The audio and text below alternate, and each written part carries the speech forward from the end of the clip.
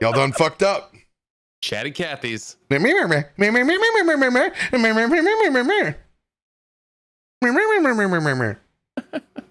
Sorry, guys.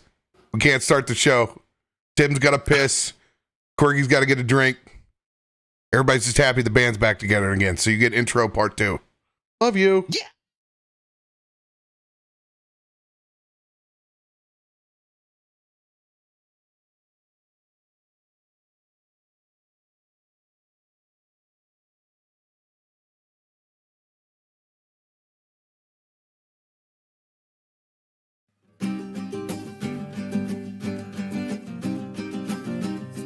elevator music for you.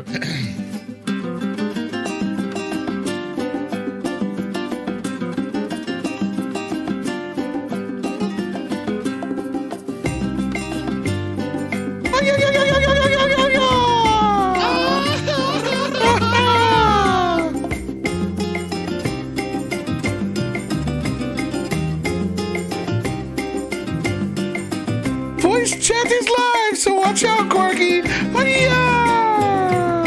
Welcome to the Shatland.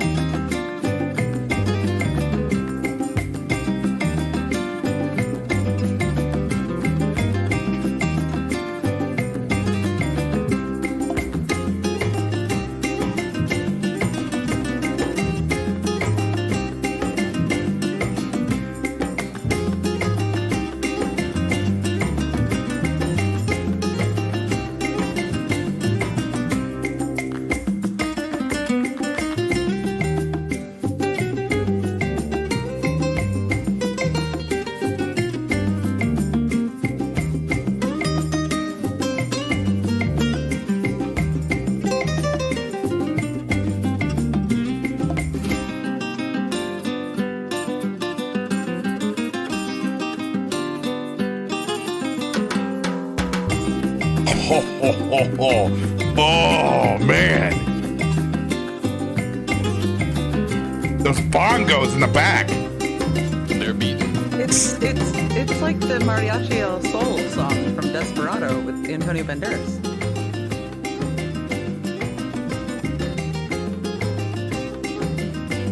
Fierce urge for some horchata. And the lead in with the bongos.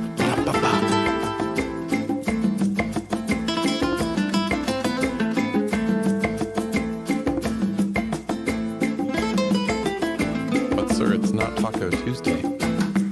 It was a cold, dark night in San Diego. The Padres were down by 3.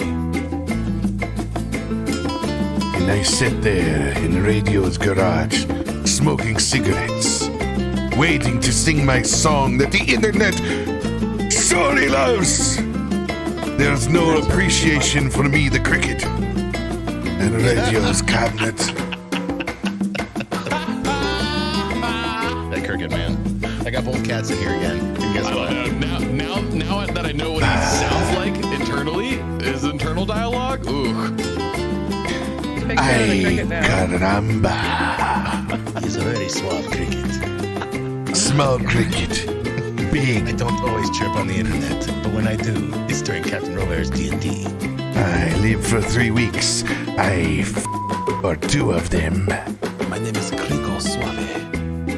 Crico Swamp. Fuck Oh God!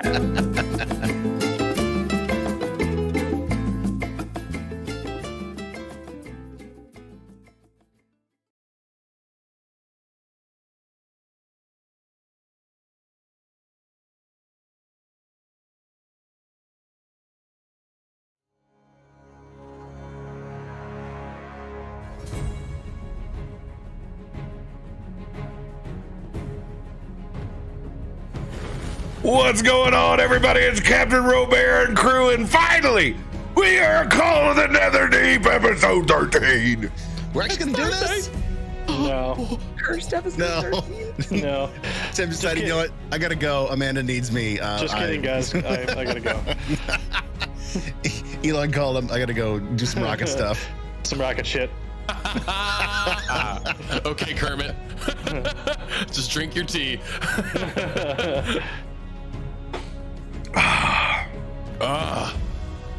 What's it like? What's it like for me to not be eating White Castle right now? Waiting for YouTube videos to slowly render. These have been my Thursdays, but no, now I get to spend them with all of you lovely people while we try to remember what the fuck we did 2 months ago. Great question. I still remember Pickles died from the flying broom. I'm still there. No, like, luckily we had epic combat, like, Yep. so it's like, it's vivid. Now, had we played grab ass with the NPC, I would have forgot, because that's, that's You forgot the NPC's name. Yeah, would have been a fucking The train accent. wreck. Oh, that's the worst. Yeah, like, okay. So then they just go, well, I'm just default Southerner, here it comes. Like, that's what you get. I legit had to mute myself earlier and practice Osorin's voice because I was like, Oh,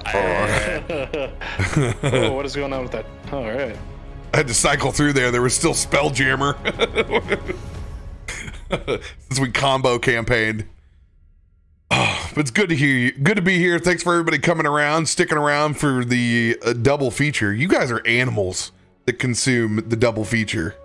You guys really are. yeah, I see your chat names. You've been here for You, the whole day. You really love us. Wow, they love me. They really love me. But how have I found a way to somehow fuck up your frame, Tim? In between the No, he's so short. Wow. I No, slouch a hey, lot, all right? hey, The just doctor hates me. go back. Hey, just go back to your natural slouch. I'll incredible. Absolutely incredible. The Incredible man. Shrinking Man. It still Not doesn't even- beat how large my head is compared to everybody else's. That's still my favorite part. Like, I just have a big head. Bro. Big. My can box is bigger than everybody else's, and I still take up 80% of the room in the can box. You see this shit? Look at the fucking rate. I ratio everyone every day. Speaking this, we have more contextual facts on reasons why I come from literal fucking Jotun lineage. We found out this week I have as much Scandinavian DNA as I do Germanic. So Did you do the spit in the vial? yeah, Did you do the so DNA test? it's Isn't my that fun. it's my brother's, and I hadn't looked, like I'd never gone through my brother's file before, so I still have to do mine independently. There could be some shift in there, but Yeah, there's actually more, Iceland, Norway, Sweden combination. So That's us. what we found is I thought there was more of the Bavarian genes that are on my cousin's side, because they come from Slit. When the Slits came from Lower Bavaria, and I thought that's where the blue eyes. Unfortunately, I don't have that, folks. But blue eyes run in my family, and I thought that that's where it came from. But no, it's lo and behold, Sweden. Could you imagine RoBear with blue eyes? Yeah. Everybody be sploosh. Everybody Yeah. be sploosh. Yeah, dude, Oh, my no. desk is already raised up. Oh my. Oh my. Nope.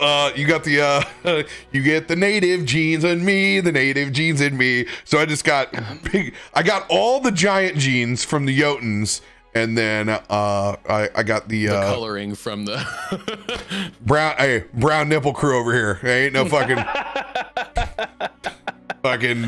I'm That is what I wish. I wish I had brown nipples. I'm I'd be sorry, down what's for your that. heritage? Brown nipple. Like, yeah, Yeah. like that's when I pull it out and be like, sorry, not in your club, Whitey.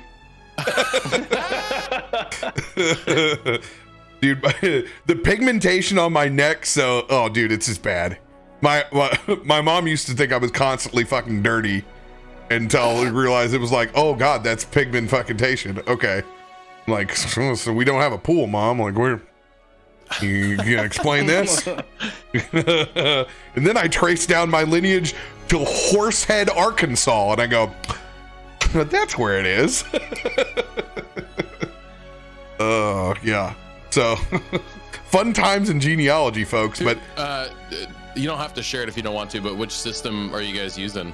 it's just ancestries.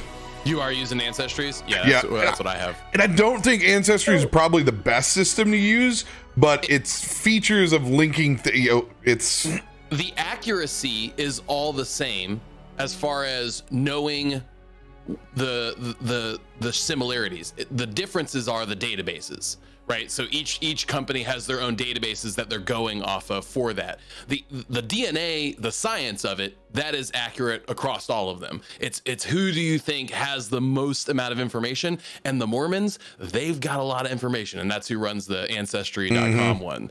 So that's where I put my dollars at. It's an interesting test, though, because my sister did Ancestry and I did 23andMe. And to see the differences in our genetic split has been really interesting. And then especially because both systems give you constant updates. Like I get every 3 weeks or so. And I'm like, oh, let's see what shifted. Let's see what shifted. Yeah, I'm very excited to run mine against my brothers because I have the native traits inside my family. And he doesn't look like my cousins, but he doesn't have as strong, like doesn't have as dark a hair, as doesn't have the hazel eyes like I do, like the weird combination in between. I knew I trusted the database when it told me that I am not as susceptible to caffeine as most other people, and I was like, well, yeah, that tracks. I need a lot of caffeine every day. We found an illegitimate uncle through Ancestry.com and that DNA testing. Literally, my grandfather, before he went off to war, got a little hanky panky, and well, she had a little baby boy, and he never found out about it. I have a great genealogy story. It's way too long for intro, but remind me next time I want to hear a good genealogy story regarding DNA testing. Yeah, it's just funny to think that over here, like this most of the area that's settled where I'm from are first-time landowners from Lower Saxony. So they all consider themselves, because they're, as far as they can trace back in the old Lutheran or Catholic book, is that, oh yeah, there's Germans, but they don't realize that, look where you drifted from. You came from the boat down this way. Dude, I am ready to geek out with you for hours, looking at my family tree and you're side by side. Like, let's so much fun after this. Oh my god, it's a good fucking time. Oh man, do you find interesting like parishment stories? So I haven't been able to get many stories. But I have been able to find tie-ins to other well-established trees. Yeah. So I've got some lines that go back that people have well documented to like 1400s, 1300s. It's like, whoa. Those folks that got some good church records. Yeah, man. And once you find a tie-in that you can document in there, then it just opens up the whole freaking game. Yeah. It's very fun. Hell yeah. We got a runaway stagecoach death, which is dope. Nice. I mean, nice. not for them, not nice, but nice now. Still hilarious. Nice 140 years ago. Yeah. I mean, who gets those? Like, that's Acme shit. Right. Like, yeah, exactly. Whoa! Whoa! I don't know how. I mean, how fast? I mean, how fast was it going? Could you stagecoach? fucking get real? I mean, was it gonna bust your And hip? the worst part is it's cobblestone road, so like the dude heard it coming for like miles away. Oh god, that's literal flashbacks to me in fucking rural Denmark when I was the town cow. My full case of so they knew in the small town when I was coming and when I was leaving, because they had a bike path that was 1 brick wide, and I had my fucking bike, and when I came back into town in the morning with my crate of empties, and then they fucking hear me with the full one. Yeah, if anybody got ran over by you from that, like that's on them. Yeah. I was doing this naked snake on the way back. I wish we took beer bottles back like that. It's a give you excuse to talk to the locals. They're so thin now, they'll break on the way there. Like, oh yeah, they're not designed for that. But these, no. Good God, those bottles over there, those things been around, man. Anybody got announcements they want to let the community know about before we get kicking? I do. Let her eat. But before I go to my announcement, I need to shut off my giant fucking screen for my Switch. Fuck you. Look at you. Which RoBear knows what this is. I know. Mine's sitting right over here, and I haven't got to mess with mine yet. So for those that don't know, that is the up switch by Orion. It literally, you just pop your switch in the back, and it becomes that fucking giant. Does it work with the lights? What do you mean the lights? Switch light? Because I couldn't get a real switch. You have to actually be able to take the Joy-Cons off. Yeah, it's got to be a regular switch. It works with the OLED. That's what I have in there right now. We were told it didn't, and then I proved them wrong. Look at you. Yeah, you're increasing their sales. Dude, the thing is super light, super awesome. Fucking go buy it. Go do it. That's my commercial. That's it. Yeah, I'm excited to play test this evening. And the first thing I'm actually going to be playtesting with it is using it as a secondary monitor or some cool stuff. So there you go. You'll hear some more stuff. Yeah, unfortunately it's not powered by the Switch, so you have to have either plugged into the wall or a external battery. Which pretty soon they'll have a whole kit for everything. Nice. Pretty cool. Yeah, I'm excited. I'm excited to play with it later. Yes. Now I can just put that aside. It's been sitting in my lap the whole time. That was my announcement. It wasn't real. No. I mean, that's a sweet announcement. Equally dope. Anyone else want to let... Well, you know what, Feisty, you should inform them on how much of a good time you had at Splash. That was the last thing that they heard. Oh, well, I did that on Tuesday, didn't I? But this is a different audience. So yes, Splash House, it was a blasty blast. It was 100 and a bajillion degrees outside. Nobody died. The sets were awesome. And it's happening again this weekend, but I won't be there because I'm not made of money. I would be there this weekend if I was made of money, though. It was a great time. There was so many people at the last stage, the pool that we were at, that you couldn't see the water. The water was hotter than the air was outside, so you stepped into it and you're like, should I be in this? I don't know. But it was good time. Tell them about your latest Crocs. Oh my God, that's the best part. So Caitlin wears her Crocs in to the pool that is the most chlorinated I've ever been in any pool. And within an hour, she looks down at her Crocs and pulls them out and says, they're clean. They're brand new. All of the dirt, all of the smudge, all of the everything on them had just been wiped off from the amount of chlorine, or I don't know, it might have just been straight bleach at that Ammonia. point. They might have just ran out of chlorine and just started dumping bleach in there. I don't know. You weren't in water. You were just in bleach. Probably. I've never felt bleach get that hot, so I don't know what the boiling point of bleach is. Jesus. I think it's pretty low, actually. I would imagine so. It's light. Yeah, it was a blast. I'll be going back every year, just like I have been for the last 3 years. Hell yeah. Anything else? Well, unlike most times where D&D ends on Thursday for the week, we'll be back with the commission campaign on Sunday evenings. Don't you worry. Westworld is gone, but we're here for your emotional damage. Quirky and a whole list of people you've seen before. Zero, Black Ops, Drake, 40 Man will all be back. Hell yeah. Joining the boys. We might even see an appearance of Hyroa when he's available. I've convinced him. He might even show up every now and then. Look at that. Good. So they're going to be spell jamming. See y'all's characters. So yeah, come out and support them. You want to catch some extra D&D? They'll be having a blast on Sunday, and then you can just tune into D20 Deathmatch. So have yourself a Sunday, y'all. And don't be a bitch. Whenever House of Dragons comes on, fucking TiVo it. TiVo. Hot tip: the Targaryens don't fucking make it. All right, there you go.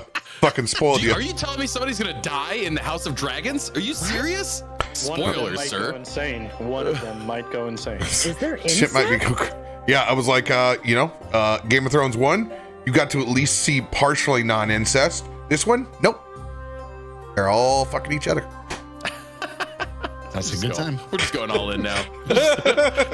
Step Bro's a meme. Might as well just keep it on. Hey, I'm pumped. I'm excited to see it too.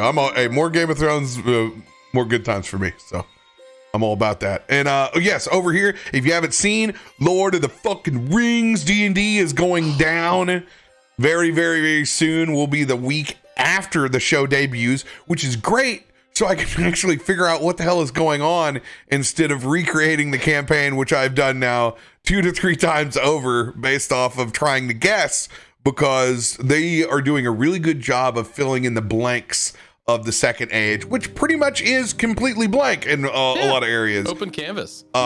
We found out off the big drop on Prime 2 days ago that just people in Southern Mordor hanging out right now. Well, it's not Mordor yet. They're called the Southlanders, and they made a horrible mistake and tried to back Sauron and Melkor. Wrong real estate market. It's somebody. Hey, there's always an asshole out there somewhere, you know. Yep. Dave was like, I just don't fucking trust these Valar and these angels. They ain't done nothing for the Cash Book Journal in 35 years. So you know what? That Osorin guy, he don't look so bad. Kind of got cool armor. Oh my gosh. 100%. So, I want a redneck Lord of the Rings. You're gonna get it. It's gonna happen. So I'm excited. They announced me as DM, and then they announced Christy Pride's gonna be playing with us. It's gonna be dope. None of y'all have seen her play D&D on any of the rare drop or spheres over here, so I'm excited to get to be at the same table as her. She is awesome and hilarious. Nice. So follow her on Twitter. Good times. Very excited for that. You're retweeting all their releases as they come out? Mm-hmm. Yep. Nice. Bow show, and they're slow dropping the cast, and I hope you enjoy it. We hired Ben from MetaWorks. He's going to do everybody's create a character, which is super dope. Oh, yeah. Awesome. And since Liam already let the cat out of the bag, I will be taking on the role of Tom Bombadil. Oh yeah, 100%. Hey, fuck DMs wanting to be Gandalf. It's about being Tom Bombadil, even stronger. And the fact that he was left out of all these fucking movies, how could they consider themselves fans without leaving out Tom Bombadil? Because you can't explain how Tolkien inserts a literal god into his world without explaining that. Like, he's like Tyrion. He's drunk and he knows things. Okay. Yeah, Bombadil is just a Iluvatar. Like, that's all he is. That's all Bombadil is. That's why he forgets everything, because he doesn't fucking care. So I'm reprising, since especially it's extra fitting, because Kevin has from Rare Drop has always called me Tom Bombadil, and I was referred to as the Tom Bombadil of Mixer. I've also been referred to as the Tom Bombadil of Cape Girardeau in Southeast Missouri. So really, I'm just living up to my expectations. I do have a sweet Vine Stefan hat that I'm gonna wear, so I'm gonna make a Tom Bombadil cosplay out of this. So I've been meaning to anyway, since it's just like put on clothes. It's not like all of mine between. It's not armor, it's not weapons, it's not all this stuff. I gotta get a blue petticoat and yellow boots. That's about it. Pretty much have everything else. And he's got leather pants. I already got my if I ever like rock it out, I already got my lederhosen, so those are already covered. Just wear the lederhosen underneath the coat. Yeah. Oh, it'd be so hot though. I dread the day that somebody's like, you should wear that out. And I'm like, no, I think I'm gonna wear the cosplay though. I'll wear a blue fishing shirt with yellow Crocs. Yeah, he's on vacation. Modern Tom. Yeah, it's Tom on mountain vacation, man. He's just going fishing. You can do yellow Crocs, like you can do the whole nine, man. Oh, 100%. That's gonna be. Yeah, that's your look. Bombadil on the back like a jersey. I'm gonna look more like the berries and cream guy. Berries and cream. Berries and cream. Berries and cream. Berries and cream. By the way, when you do the berries and cream, you totally date yourself, because Zoomers are like, what? It's like an older, weird advertisement. You kind of had to wedge in the early 2000s. Yeah, but it made its round again on TikTok most recently. Thank God the kids can keep us relevant. Yeah, they did. But then they think it's theirs because it's right. Then they owned it. No. Like when you listen to It Smells Like Teen Spirit and a Zoomer's like, how do you know that song? I'm like, bitch, I was 9. Bitch, I was sad a long time before you were sad. I didn't like my parents way before you were even around. Oh, hell yeah. Oh, it's good to be back. Good to be back. Oh. I think that covers our announcements. So you know what? We got to pick up where we left off. Oh, no, we don't. Nope. I forgot. See, I know it messes me up when I go in between non-sponsor. Once that just gets like leveled over, that'll be so much easier for me. Because I always try to do the reads for them, and then I'm like, another thing. We got to thank our lovely patrons that put up with our bullshit. Shabby, Shy Flames, West Wolf, Illia, Caleb, Captain Kevin, Man of Many Hats, Quirky, Drewcom, Feisty. Thank you very, very much for empowering me to have a job. Thank you.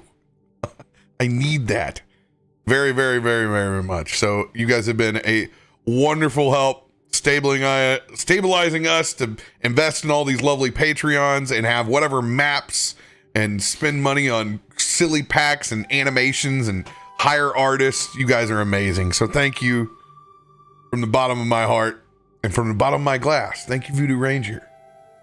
Because my sanity would not be here without you. And I will drink the rest of you when I arrive at the lake on Saturday. This is really a burn in the candle at both ends. I got to clean my house out, drink at the lake for probably the last week, run D&D on Sunday, and burn everything that I drag that doesn't get drugged to the sidewalk on Monday. He's a marathon man. Burn it. I got 6 fraternity guys hired. I text the commander and I said, I need 6 men, $50 a head. And I said, there will be beer. So we'll be there 11 a.m. God, I love when college is in session. It's a beautiful thing. Not a single one of 118 of those little have a part-time job either. That's how bad college is. Can't afford it. It's not worth it. That's crazy. Your time isn't worth your $12 an hour. You can't. Well, one, you can't pay your tuition with it. So now that you can't work and go, they go, just hunker your shit down.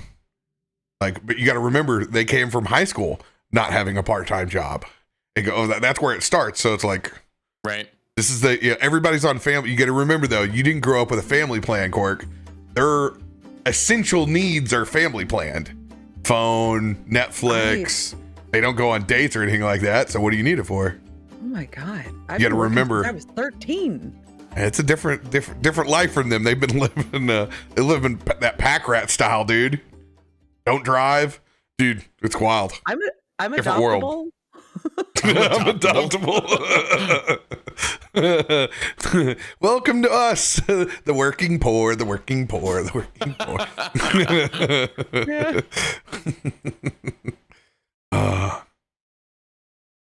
Picking up where we left off. So many weeks ago.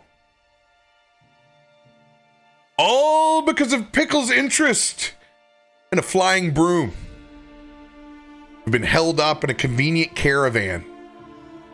Met a lot of new friends.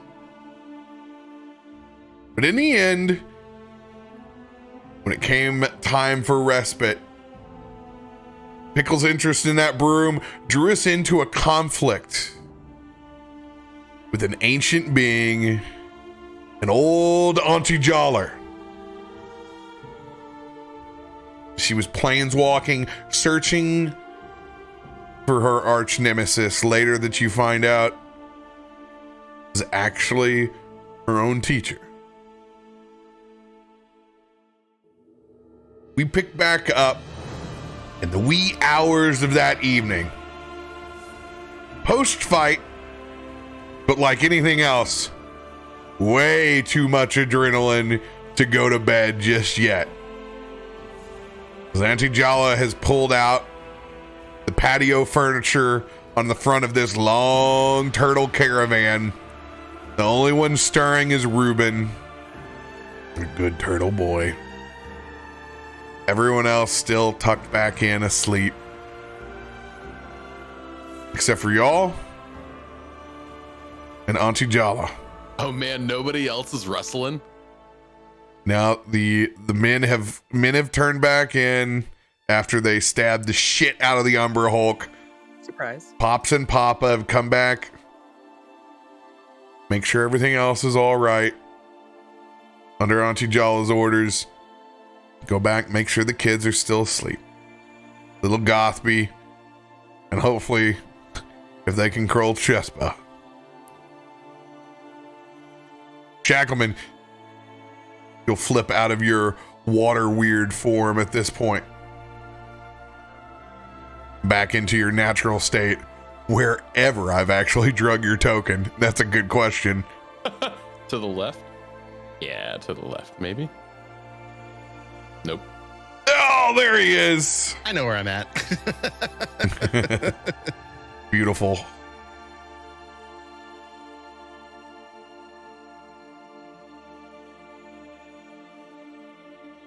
Wow. Wasn't that exciting? As Auntie Jala is actually going to pour herself a fantastic hot toddy. The butter mix right off the top.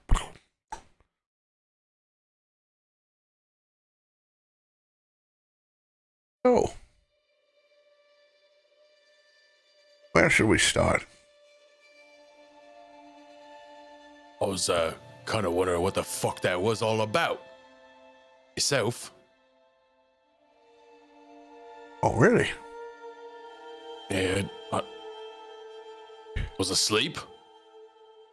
And then I got awoken by some explosions. And then there was a giant fucking deer thing. What was that?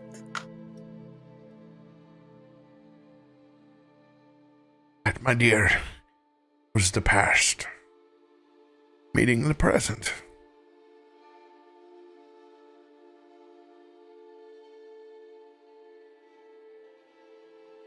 Someone I've been searching for quite a time.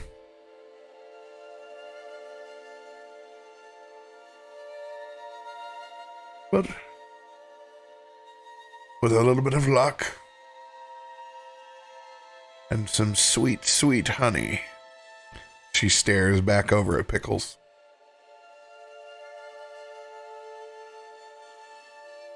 Sometimes even an old foe can't resist.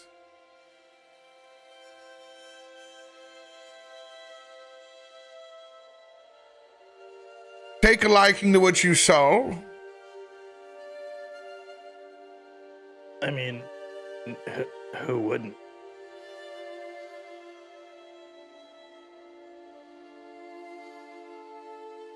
But you didn't ask, did you?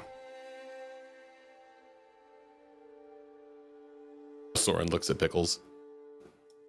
So does Illia. You know, I meant to ask, but then everybody just kind of fell asleep.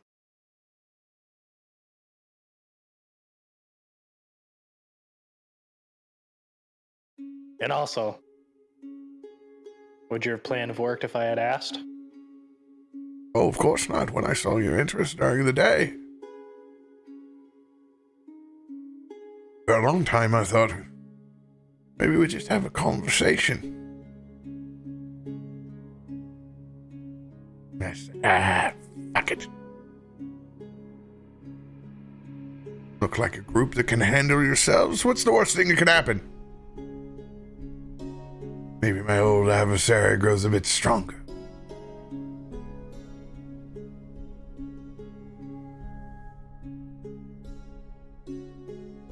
Today you can consider yourself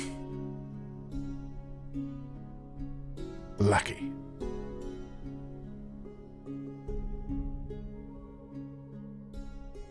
And you're lucky I like to do things unconventional. Sometimes it takes a petty thief to catch a thief. As she sends that broom over to her hands.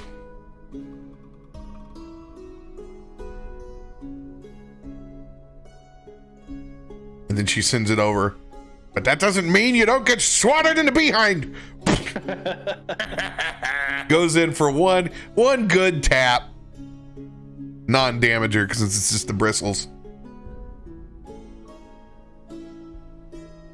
So, am I picking this up right? Pickles, you started this? Start is a very strong word. Oh, sorry, let me break it down for you.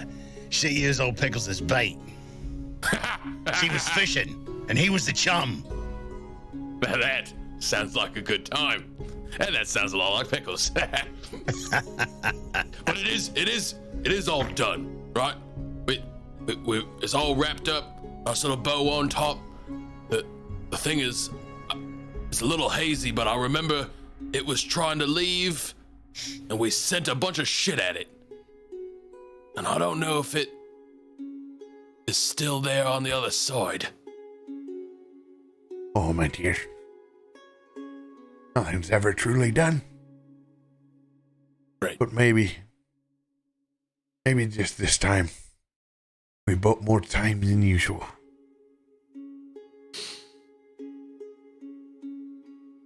So it probably doesn't like us then, if it is still around. Got it. I mean, what really eventually does like us? Oh, Auntie Jala, you like us? We met Bananan. Banana loves us.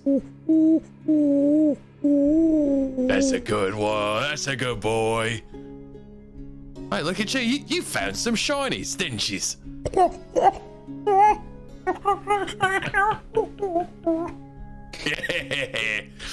I'm gonna make a pirate out of you yet, Bananan.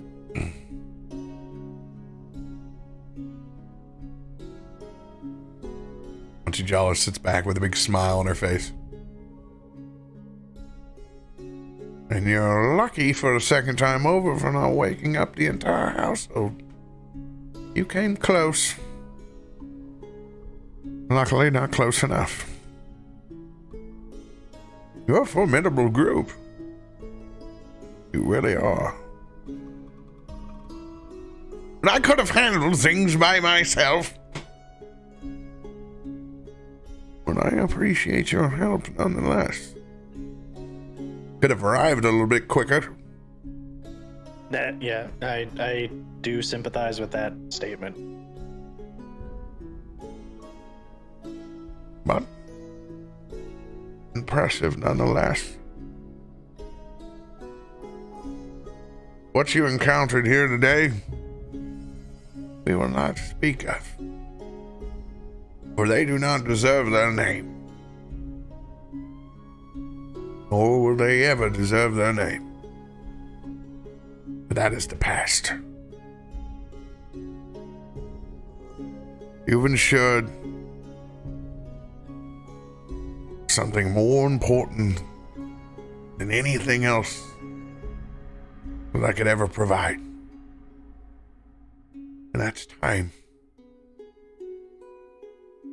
For we little witches deserve time. Be children. Not grow up so soon. Not like my generation.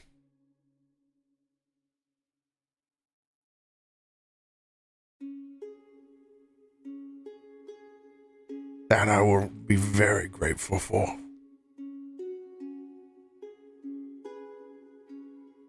Grateful enough to actually show some gratitude besides eating this poor packed down Reuben.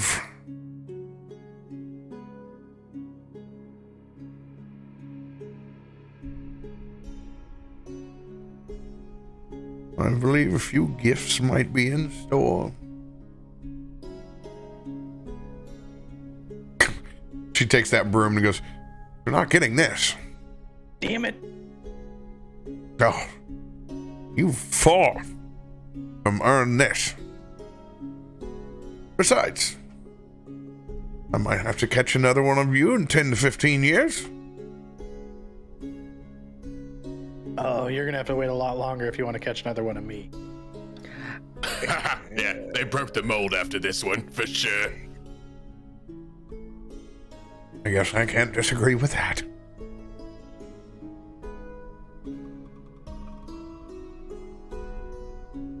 You're awful quiet for almost getting your ass kicked. Illia just coughs up a little blood and rubs it on her skirt. I don't want to make a mess in your home, but I'm so sorry for any damage that we did. And sometimes fingers are a little too sticky for their own good. I apologize for something you didn't do. You feel some sort of guilt? Not I. I wasn't speaking with you, Baldy. I don't feel any guilt. There's just Spoken like a true burglar. Yeah, there's just something about an ancestral home or being around your elders and breaking something of value. Everyone with some respectable manners around here. I understand why they keep you in the crew. They were left to their own devices. Who knows what they would do?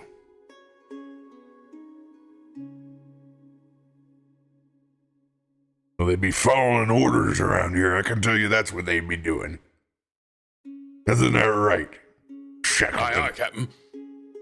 That's right, Cap. Keep it tight, just like we saw Martha's. And old Baldy over here, he'd still be licking stones.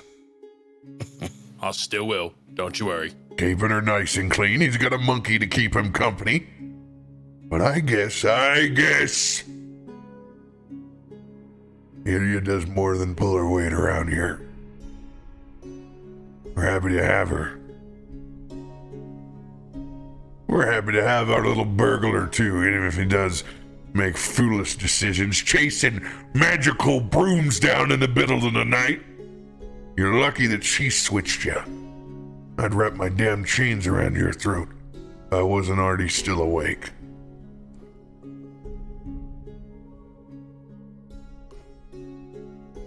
You say you have gifts. Yeah. As I see it, we owe you. I ain't accepting nothing or letting any in here accept nothing. Unless you provide the first. I thought we was just getting out of the rope job in the morning. Oh, that's right. We have to work. I'm glad you have memories like an iron trap.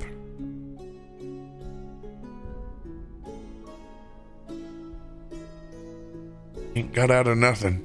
And let me tell you, with waking up Pops and Papa, they're probably gonna be dragging ass in the morning. Osorin kicks some stones like a kid. Jeez. And that's just for dinner. But I like where your captain's head's at. Even if he is a grumpopotamus.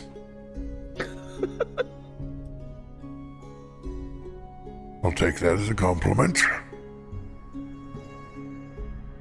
So,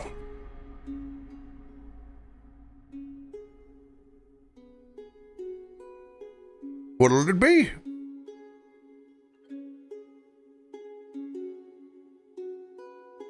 I gift you Pickles, you can have him. I don't let thieves live in my household. It's pretty solid. Like rule. Yeah. You have to do better than that.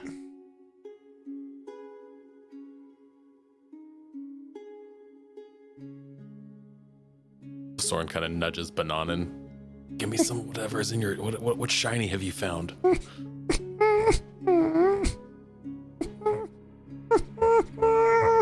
Yeah, that'll do. 1d100.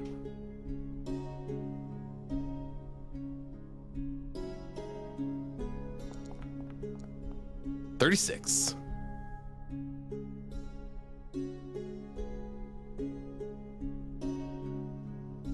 What did you find, little monkey? Oh no, it's sweet and cute. No, oh no. Are you gonna love him even more? Bananen takes off his vest, and it's a little pirate vest that he's got, and it's adorable. It's a little leather cut, makes him almost look like he's in a little miniature biker gang.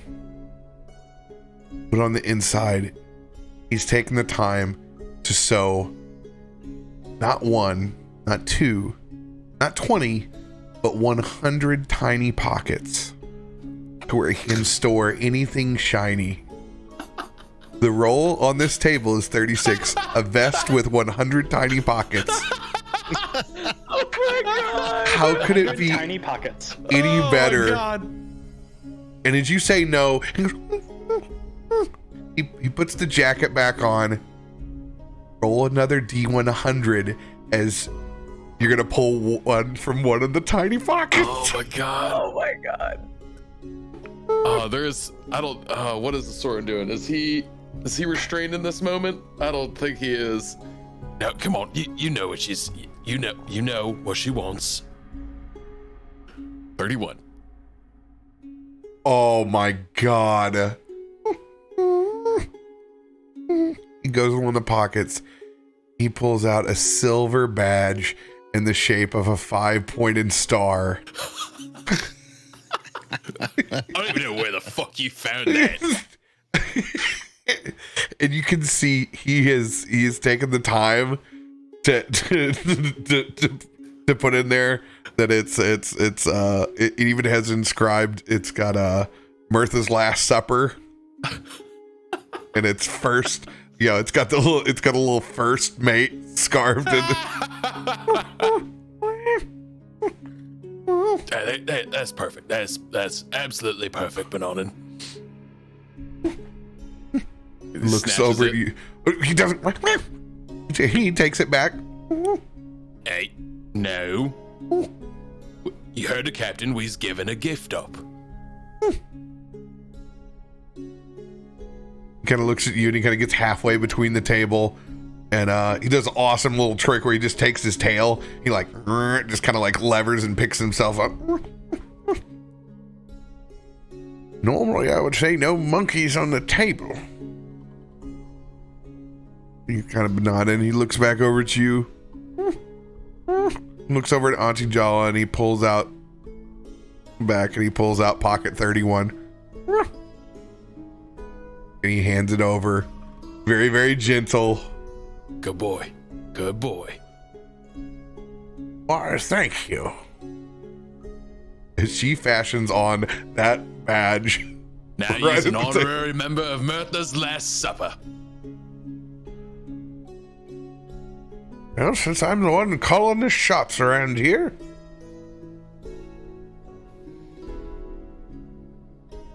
After you get done with that damn rigging tomorrow,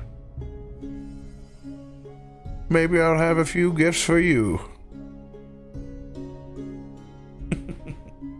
Besides the French toast, we're having French toast regardless of the fucking morning, I can tell you that. Oh, fuck yes, I haven't had Frenchy toast in forever.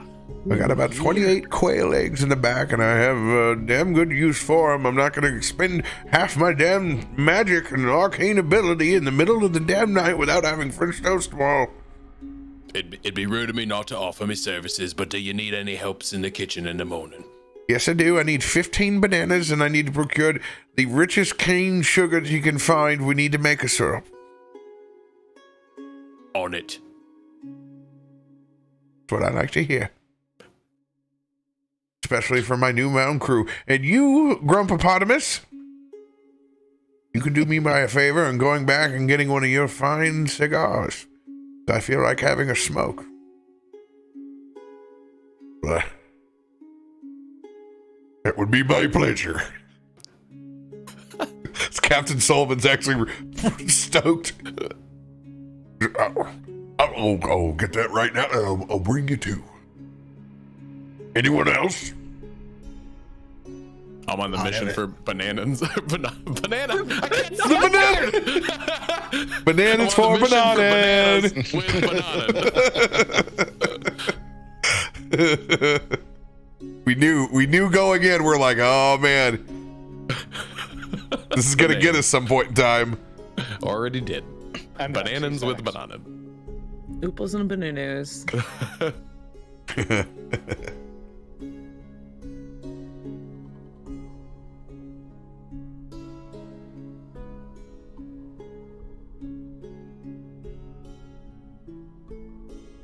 Seems like the adrenaline's wore off from the rest of you before it has for me. For big talkers earlier. Like you haven't played D&D in 2 months. Don't really know what you want to say. I can give some commentary. You the one who turns into the water thing. You aren't worth a fuck. I did give her a bath. Congratulations. I mean, I ran through you like a sprinkler. Thank you for the bath. Can you do it again? I'm really dirty and cut up. Could kind of help. And you baldy over there. What? We're looking for banana. Well, yeah. Well, while you're down there, look for some constitution. You're as pale as the night's moon. I can't help that. Yeah, you can. You can tan.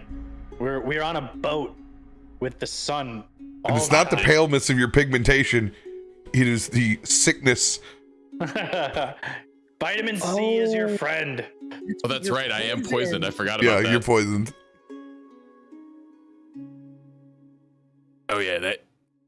I do feel a little funky, don't I? Oh, jeez. You got the poops. As he knocks his head, trying to get up from wherever he's been rummaging, looking for bananas. Just kind of, oh, jeez. Go ahead and give me a survival check looking for bananas. Oh, let's give you a survival roll. Oh, yeah, 21. Go ahead and give me a survival roll from Bananin. Give me that one with advantage, please. Oh, yeah, it's got to be, right? Like, is it a monkey looking for bananas? It's Bananin looking for bananas. Yeah. It's Bananin looking for bananin.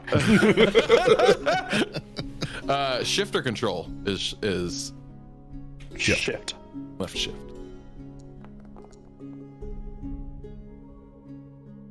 I'm 11. He right now he has his hand over in your pocket and he's that's not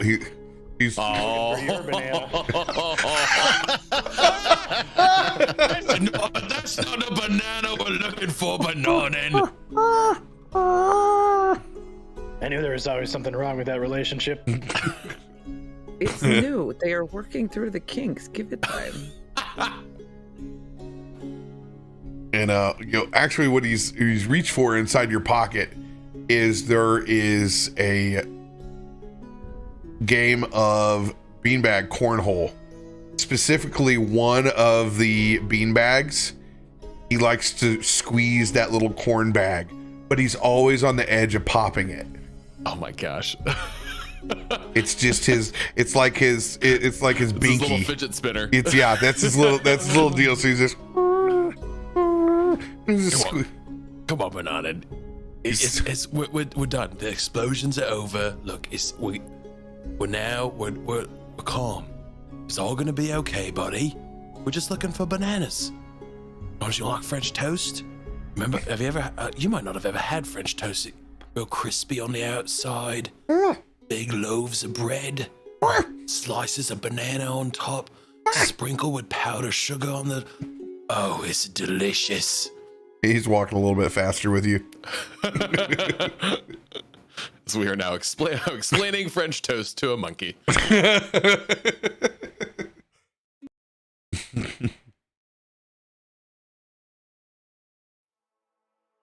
So you were an old lady, yes, Mr. Pickles. If you had that flying broom and it was yours, where's the first place that you would go? With the broom? Where would you fly to?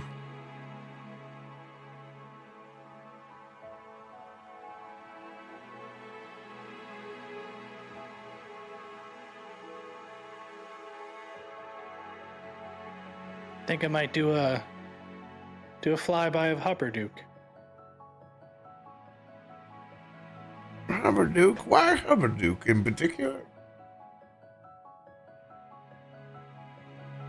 Been a while since I've been home. Ah. What do you miss the most about home, Mr. Pickles? The nightlife. Nobody knows how to party like Hupperduke. That we have in common. Used to enjoy tearing one off in my day. A little bit more difficult in the caravan life. But as you can see, I don't get a whole lot of sleep as an old lady anyway. Too much excitement out there in the world. When you can rest and still party. The old witch has got some tricks. Which, thank fucking God. Do you imagine that? Meditate, sleep, planeswalk, dreamscape, get too drunk in the dreamscape, black. You want to talk about a bender? That's a bender. Gonna be that's Saturday a night bender. in DC for Dead Mouse and Nero. What? Multiversing true madness. I think I've had too much on the 13th plane, the 4th dimension. Need to really reel that one back. I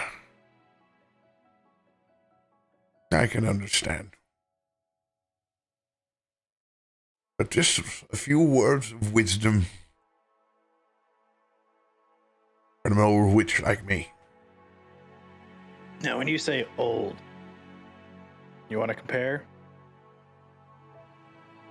I don't think you want to go down that road today. I got 250 on you. We'll put it this way.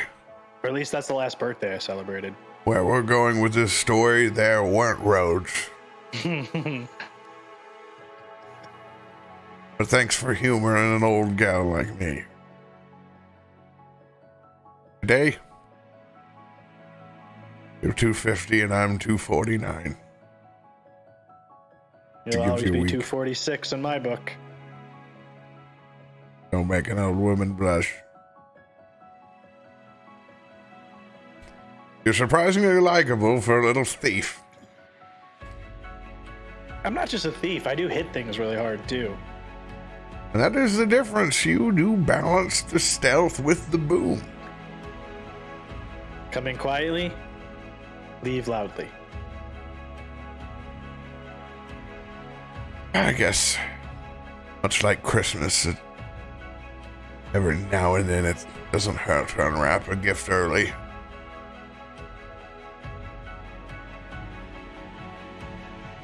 She sends her broom over to pick up the only remains that are left of whatever that thing was. And she kind of sweeps it up in a pile and it levies it over. Yeah, so this will work. This will work just fine. As you can see it basting these pieces together as the skull begins to be put back into place, and some small inner leather lining as she comes out. It's like Fantasia, as a set of her own mage hands begins sewing together this inner lining and piecing this very, very tribal, barbaric helmet.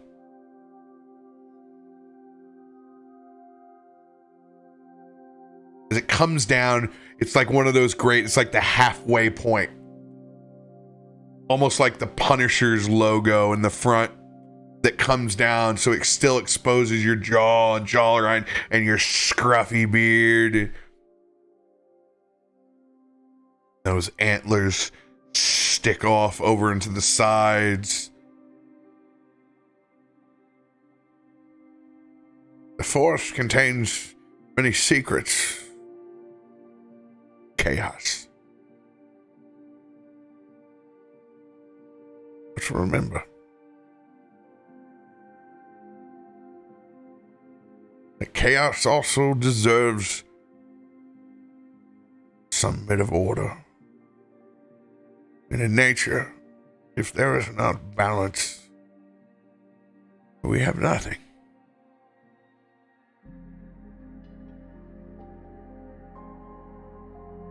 As those mage hands drift over, take you this new faceted helmet, Pickles. Well, it might not take you to the moon.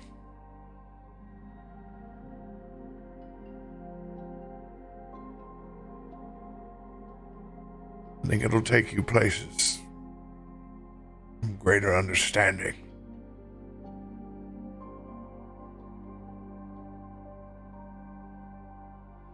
Sets it into your lap.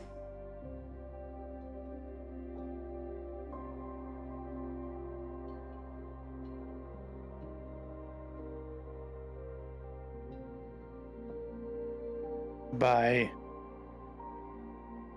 greater understanding. Am I gonna trip balls with this thing?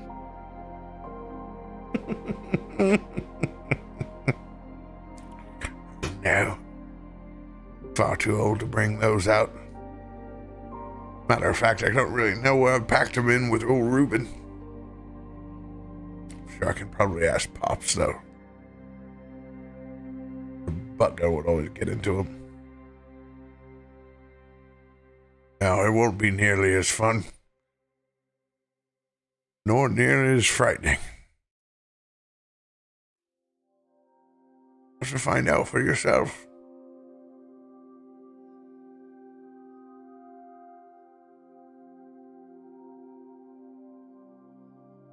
No better time than now. I'm gonna put it on. In the slow, like, scene from Gladiator.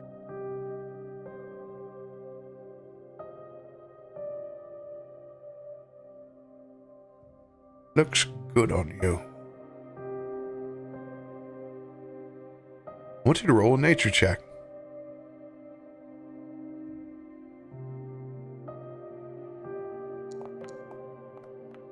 Ooh, 17. 17.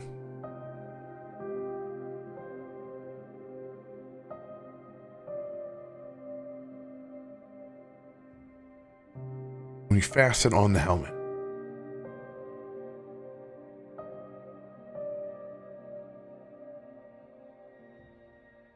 first, no chin strap keeping this thing on. This thing would fall over in no time. And then it's almost as if those moments when you play an instrument for the first time and you really get it, and it's not you trying to learn. It almost feels like it's playing itself. You look down and you see this small set of interweaving brown vines that seem to twist and tuck up underneath. As you now have the Druidcraft cantrip.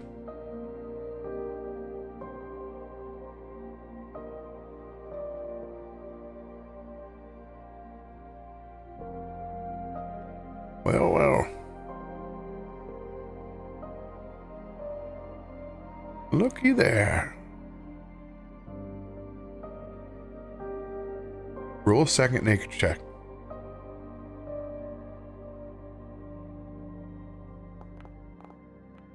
Even better.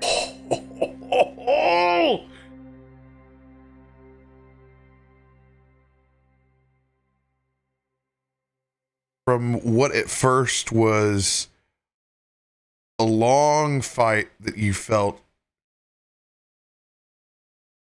unbelievably spent on. This connection in nature and this wild helmet of chaos. You feel you got a little bit left in the tank. While you're wearing this helmet, half your proficiency bonus rounded up. Extra Whales of the Grave. Right now at a 3, you have 2 extra Whales of the Grave. Dude! That's insane! Big gains. Oh, do you even whale, bro? But when you do so now, and things emerge back from the earth, there's a nature component and twist. There's the implement of the fall and the autumn and the rot and the cycle that comes with it. Is it someone taking to this like a beetle to a pile of shit? One last nature check.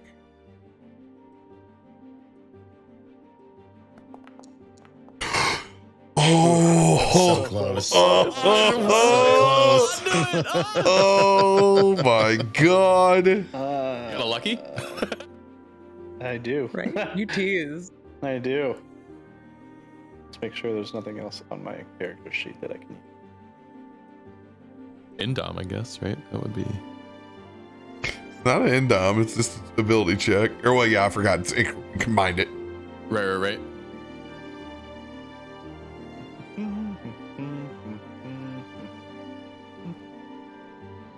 Oh, wait, what is that one? Haha. Because it's not video, uses. Ooh. Okay. So, I can also use Whispers of the Dead to make myself proficient in nature. I can basically change a proficiency once per short rest. Very fitting since you're getting in the mode. So my next roll will be... This will be your advantage roll then. Yeah. Or no, I forgot. This is you're going to luck this, and now you're going to be And proficient. add. Yeah. So let's just put it over here. D20 roll. That's my proficiency. And because I'm a rogue, I get to add half as well once I'm proficient in something. If I remember correctly, where is that? Sneak attack, expertise, yeah.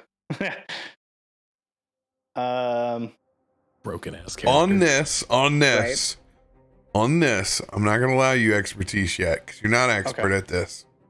All right, But I'll let you channel that and go proficient. Okay. But not expertise just yet. Boom.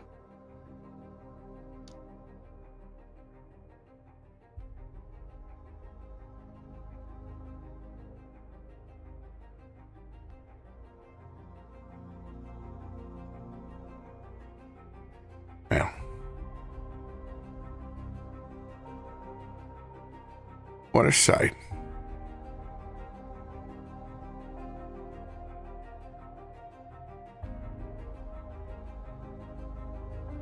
I'll leave the rest of you be for the evening. Tell Mr. Grumpopotamus he can leave the cigars right over here at the front.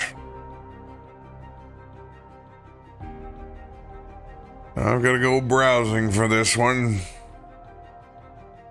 You little shit.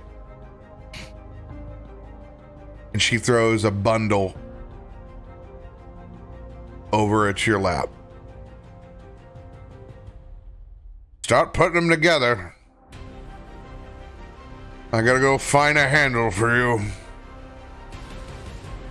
As she goes over and begins to levitate, that mild purple comes up. These things only dwell in the petrified forest, so it might take me a little bit. I'll see the rest of you in the morning. Yoo-hoo! As her eyes roll in the back of her head and you opened up a small bundle of thatch that's ready for a broom head. As she goes to find you a flying petrified stick.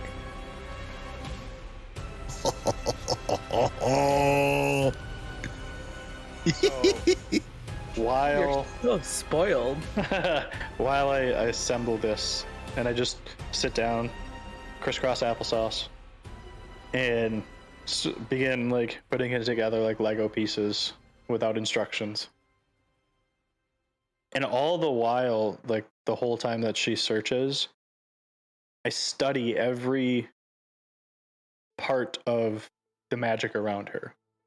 I want to really take it in and commit it to memory in case I need to tell someone later.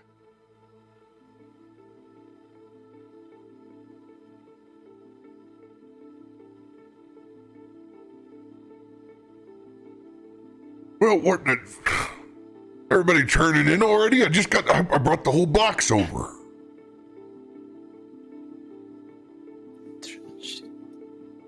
Looks like old Pickles is getting outfitted a little bit. And she said to leave the smoke right here for her. Leave the smoke. Yeah. I guess we'll enjoy it tomorrow. Oh, hell no. I'll smoke that right now if you're going to smoke, Cap. Be honest with you, Shackleman. I think I'm going to turn in for once. So reach over there and feel his head. Is he sweaty? Has he got the chills?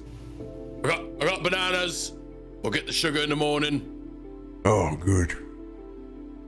No, I've just been up all night, Shackleman.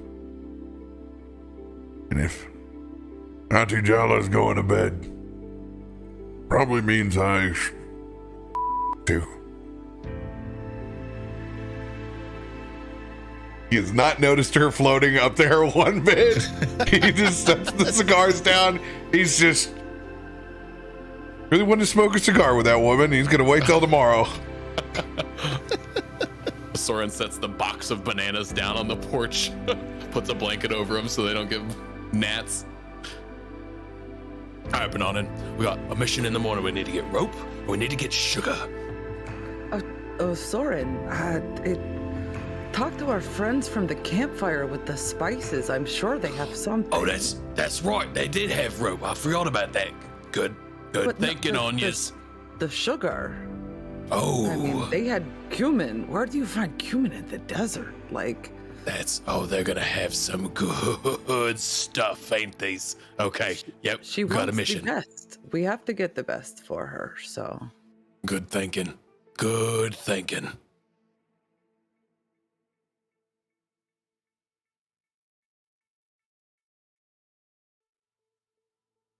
Anyone else up to anything before you guys finally get a good rest in? Got one little addition to the pile of smokes and the bananas. Shackleman reaches into his pocket and pulls out a small walrus tusk that one side of it you can see he's engraved this very magnificent picture of Mirtha's sailing over the ocean. And on the other side, as he turns it so that it's facing out, you can see that he is, in the time of his watch, done the entire turtle with the home on top on the other side, just sitting in a green field. Hell yeah. That's cool. That's Hell fucking yeah. cool. That's it. Off to bed. As we're walking out, is the broom back above the door, or is it still just in the room with when she walked back up, the thing went right into place. Okay. All right. Then, never mind. I'll hold what I was going to do.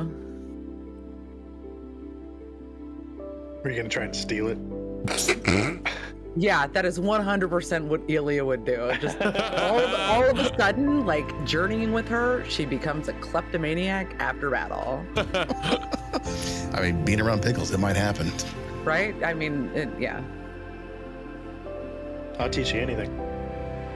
Yeah, no, I think Illia would just be walking out talking to Osorin about all the spices and how super jazzed she was about them. Like, oh my god, there is a world it's gonna be flavor. so good. It's gonna be delicious. We're gonna cover with every little morsel. Oh, each bite is gonna taste different. I'm so excited. It's they have something called the bananas Foster, and you have the orange alcohol, and you add sugar, and it banana step away if it happens. It's the fire. The flames just go up, but it caramelizes and just. Oh, I am so ready. It takes your Frenchy toast to the next level, my friend.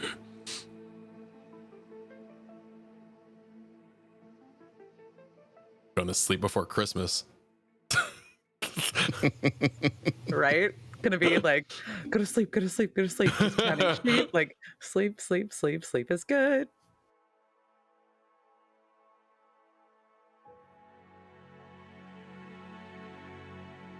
Go ahead and roll Constitution saving throws for everybody.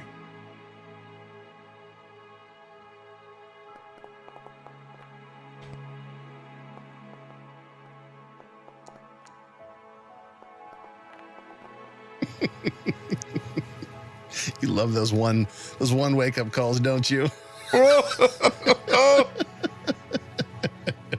yes.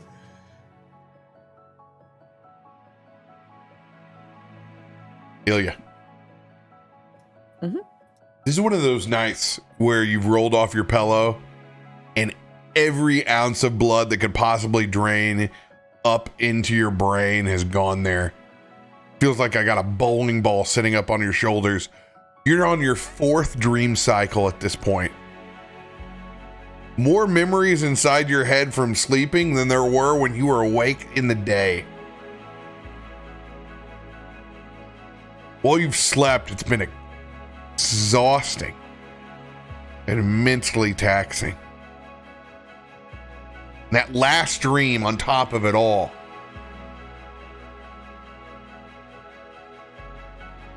I want you to describe an encounter that Illia has with a heavy weight and an inevitability of her or someone that she holds dear own death. It can be completely dream based, or it can take root in any little piece of reality. I think part of what happened is when Illia was looking up at the stone above the door and seeing the broom was there, she had in her mind that what she had wanted to give to Auntie Jawa was a horseshoe that she has in the middle of her battle axe. And just kind of that subconscious thought takes her back to her tribe being in the Stormlands. When trying to travel vast distances, they were trying to get horses, but being giants and half giants, you need a really sturdy animal to ride on. And they had tracked down a herd of Senraks. And unfortunately, what had happened was there was a large creature that was not known to any of them in their tribe. And it had come through decimating part of the herd. The other herd tried to get away. And in that stampede, took out several members of their tribe. So what they did was mourn their dead and round up the rest of the horses. And against their own nature, they tried to domesticate them. So in order to help care for the horses, they horseshoed them. And a memory of what she takes along with other memories from what she'll be inheriting when she goes back to lead her tribe, is this horseshoe from her first ever Senrak that she ever rode. Threw her on her ass, broke her back, broke her ribs. She carried on, but she carries it with her to this day. And this memory interjecting itself in a dream. You remember placing those stones down one by one. And then there's something that occurs to you. Then at the time, it didn't mean much. It didn't mean anything. You just didn't understand it then. What you do now, as you trace along after placing that last stone on the grave, that unknown rune,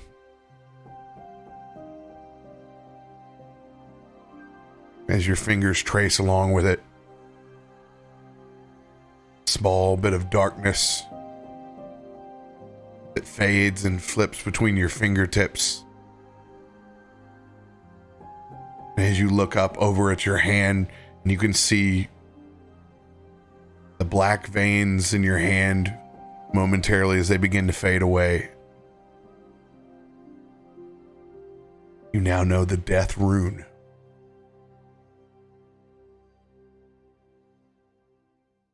This otherwise innocuous rune holds the heavy weight of inevitable death.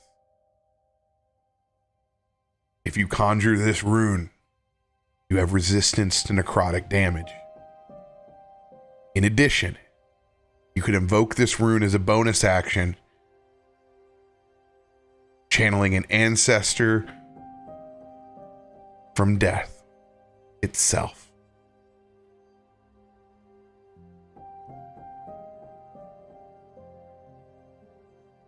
For 1 minute, you gain a +1 bonus to attack and damage rolls using weapons.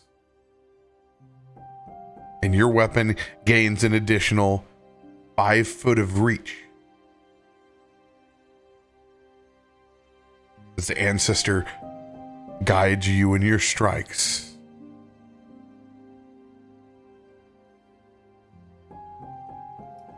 It doesn't kill me if I invoke it though, because it's called the death rune. just to clarify. You made that up in your head. Yeah, and you were safe. I was like, oh god, I invoke this, awesome. I kill a thing, I die. Like, you hold the weight of mortality. Yes. Take your own. Yeah, no, that's fantastic. I didn't know if it was like this. I was like, oh god, this is beautiful. I love this. Am I gonna die? Been waiting to give you guys this shit for so long. Oh god, the item cards. These freaking items that I came up with. Osorin. Oh, that's so beautiful. Thank you. You're not far behind with a long night. The poison. It does weird things to your dreams. No doubt. Even Bananans noticed it. You've had a knot on the side of one of your lymphodes that he's been trying to massage out for hours in the night. Oh, that's so cute. It's like a small Frankenbolt at this point. But all it does is it adds weird drugs to the brain. So it's helpful, but it also makes it really fucking trippy inside his head. Unlocked something that was stored there from 1993. The drip never dies.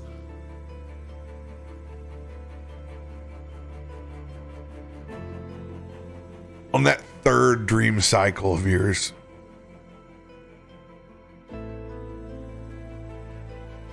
you find yourself at sea as many dreams that you've had. But this time it's just you and a rock outcropping and nothing but the rage of the storm around you. Lightning crashes all around you. And it seems like these waves, ever increasing, one of them's going to take you. And you won't be standing up on this rock outcropping anymore. But you hold vigilant. You need to roll a perception check first. He's just breathing in each wave that crashes. It's a lot of craziness that's happening around, but in this moment, he's just appreciating the waves, the sound, the lightning, salt water hitting that mist of salt water hitting his face. He closes his eyes, takes a deep breath and opens them, and looks out and sees a 12. And even though that you're on watch, you don't see that rogue wave coming. Strength saving throw. Whoa, whoa, whoa. Is 11 your final?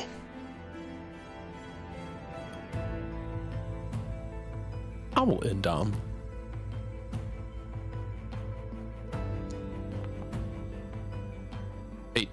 18. Battered and hit. Wave after wave. And you can feel even Bananen stares back as you can see your body's flinching. You stand in that storm. And you stand in that storm the whole night. You wake up, you could almost feel yourself, you're cold to the touch. And you've got your hands drawn in, almost if you're in your own coffin.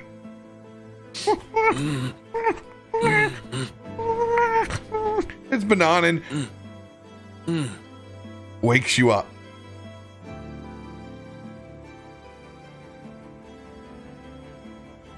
And you look down. It feels like you're holding something even colder. What is going on? In your hands is an amulet of the devout. What does this amulet look like? Banana, what did you find? What is this? As he looks down, the memory is still there, but it's starting to fade. Feels like there was something else that happened, but all he remembers is waves. Waves after waves after waves. And as he looks down, he sees this. It's a circlet. And it almost looks like lightning bolts that come around to the edge. And it's not ornate, it's not fancy. It's just a really very polished and pretty metal that has lightning bolts on each side. It's not actually lightning bolts, but it's that zigzag pattern. Almost looks like a lightning bolt. And as it wraps around on the back where it's no longer a zigzag, it's just this solid piece of metal. You see written in it, or there's script written in on the inside of it. And it is a prayer that he has used many a time for Bananen. Bananen, where did you find this?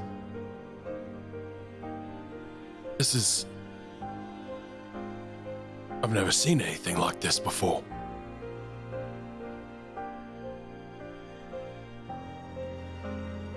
This was just sitting around in the camp? Oh. Fuck. It's light. It's like really light.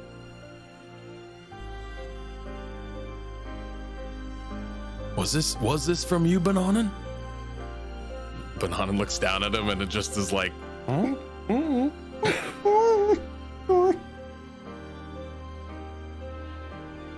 Is this from Mananan? As the script finally catches his eyes, he sees that it is for him. And he puts it on his head and adorns it and feels a surge of energy and connection that he has not felt since he put on his amulet that he wears around his neck.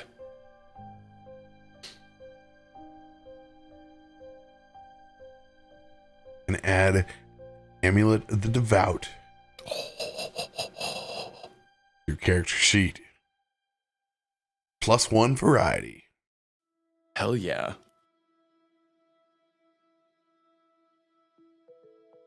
I'll take this gift, Mananan. We'll carry on that name. Thank you for this. Thank you for always having me back. As he starts to finally get up for the day. The poison has made its way out of his body. Shackleman. Oi. It was a good night of sleep. One of those where you feel like you can conquer the day. Well, you don't remember much from the evening. One of those moments where you feel like you've been running free. You remember in particular, you were in some sort of wild shape. What was it? Was it tuna? Just out in the ocean. Going 100 miles per hour. Being the apex of the ocean that you were. Hunting down other fish with ease. Filling your belly. The world is yours. Beautiful sights. The coral reefs. The places that you visited. That you know no man can touch without your eyes.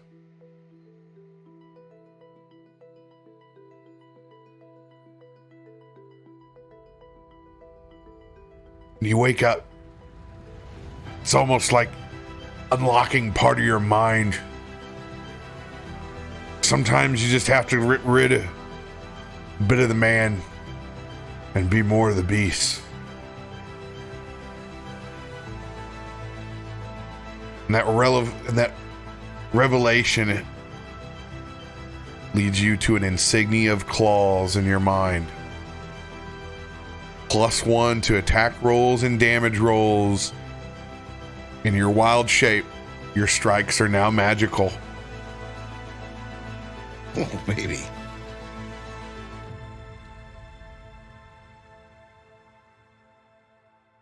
Illia.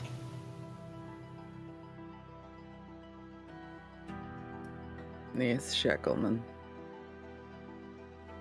Pickles. Well, no one knows how you got any good sleep.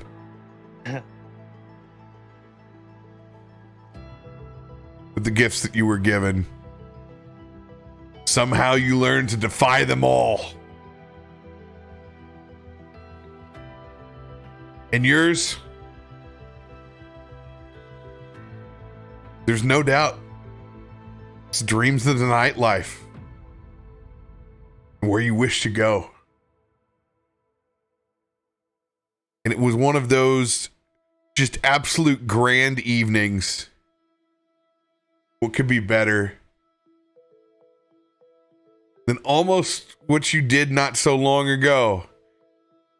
Have a hell of a night. Be surrounded by friends and ones you love. And receive a good dose of ink therapy.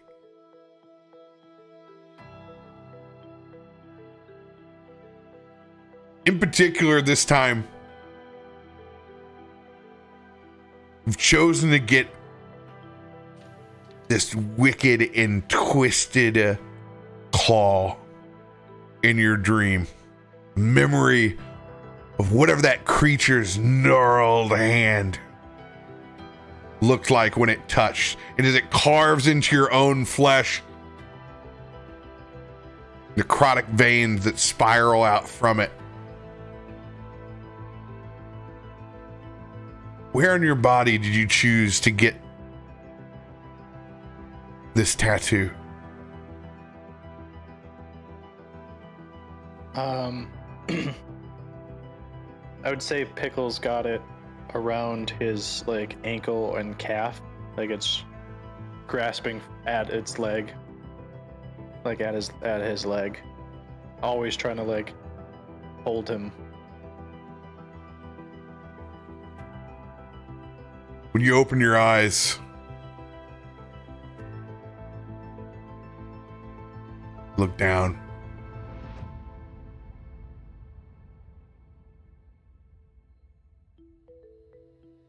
What does it look like at your ankle? Is it that tattoo? Or is it something different?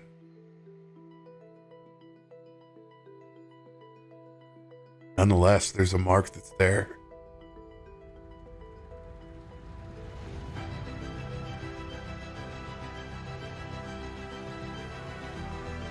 It's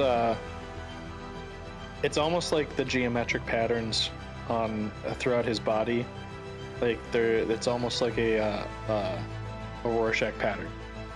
You can kind of take anything you want from it, and this time he looks at it again and he's like, what the fucking claw is there?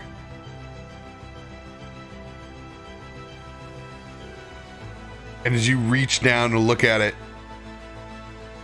it's like your hand extends 5 feet longer, but it's shadow. And it dissipates quickly. You have an Eldritch Claw tattoo.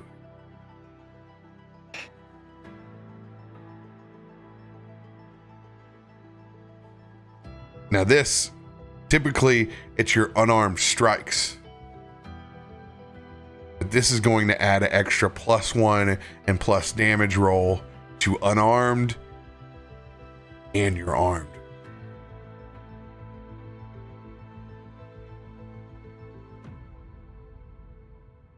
As a bonus action, you can empower this tattoo for a minute. In each of your melee attacks with a weapon or unarmed can extend 15 feet away from you. God. As those dark, shadowy, inky tendrils of the Eldritch Claw flow through you. In addition, your melee attacks do an extra 1d6 force damage.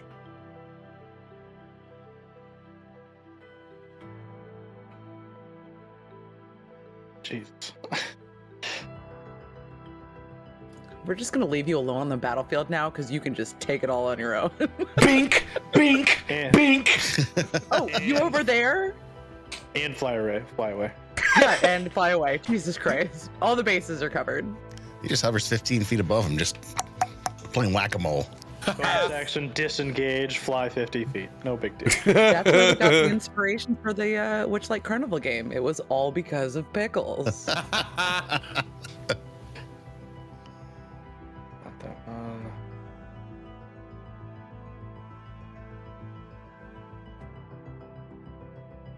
There.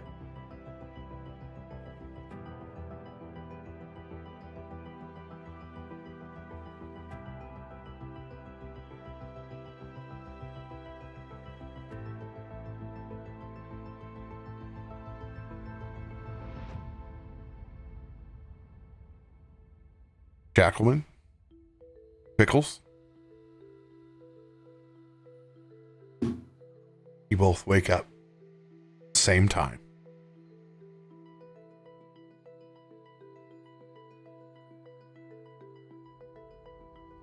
Jesus Christ, Pickles, you even sleep last night?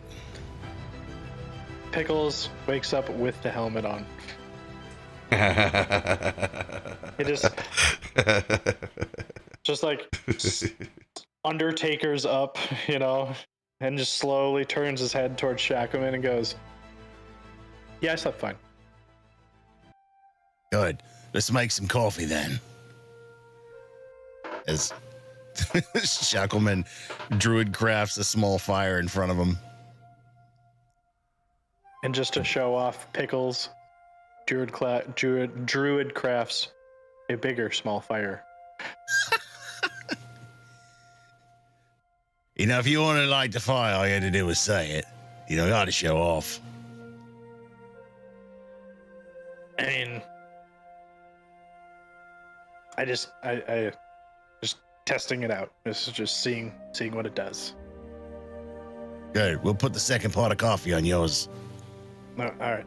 And he like druid crafts again a little flower and just tosses it in the fire. And he's just doing that like the you know, he loves me not. It's just like the whole flower, just different flowers each time. Like, I can do this one, and I can do this one. While you're doing that, I'm putting the percolator on the fire, and I druid craft a flower, and then loop it, and then toss it on one of your antlers. Oh, don't you look pretty?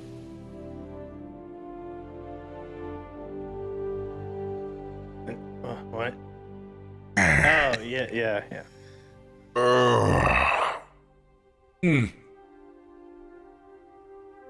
I can smell coffee. Doesn't smell half bad either. Got 2 pots on this morning, Cap. My man. Thank you, Shackleman. The old Minotaur roosts up and gets his cap back on and his coat. Osorin, you and Illia finally make your way up. French toast. Bananas Foster. Hi. I'm here. Coffee. I had some crazy fucking dreams last night. Yeah. I did too. I mean, we've been seeing some crazy shit, so it all lines out, I guess. It was quite the fight. And I guess where Illia had suffered a puncture wound, that's where you would see a spiraling black vortex that is now the death rune. Well, that looks new. Seems like you all had a rather interesting evening. Is that an infection? You might want to get that checked out. Am I okay? I'll go inspect it. Well, it doesn't seem to be deeper. It seems to be surface. It doesn't wipe off, though. He tries to rub it. It doesn't smell. It's the third Lamb of God album cover is what it looks like. Yes.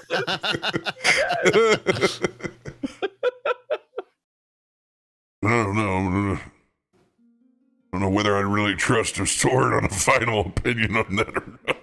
No. Hashtag not a doctor. Illia just starts unbuckling her breastplate, walking around. Like, can someone check this, please? For a second, you think even one of those, you catch one of the nymphs actually blushing as they walk past. They catch small amount of tasteful side boob. Just, sliver, tasteful side boob, always. All right, well, Banana and you and I got a mission. Is, you look down. He's already got it. Oh my God, you're so cute. That's good. That's a real good lad there. And there's a small handwritten note that's there as well. Oh, what you got there, buddy? I'll pick the note up and read it. You open it up, and it just says "fuck you," and it says "Ooga" and "burger."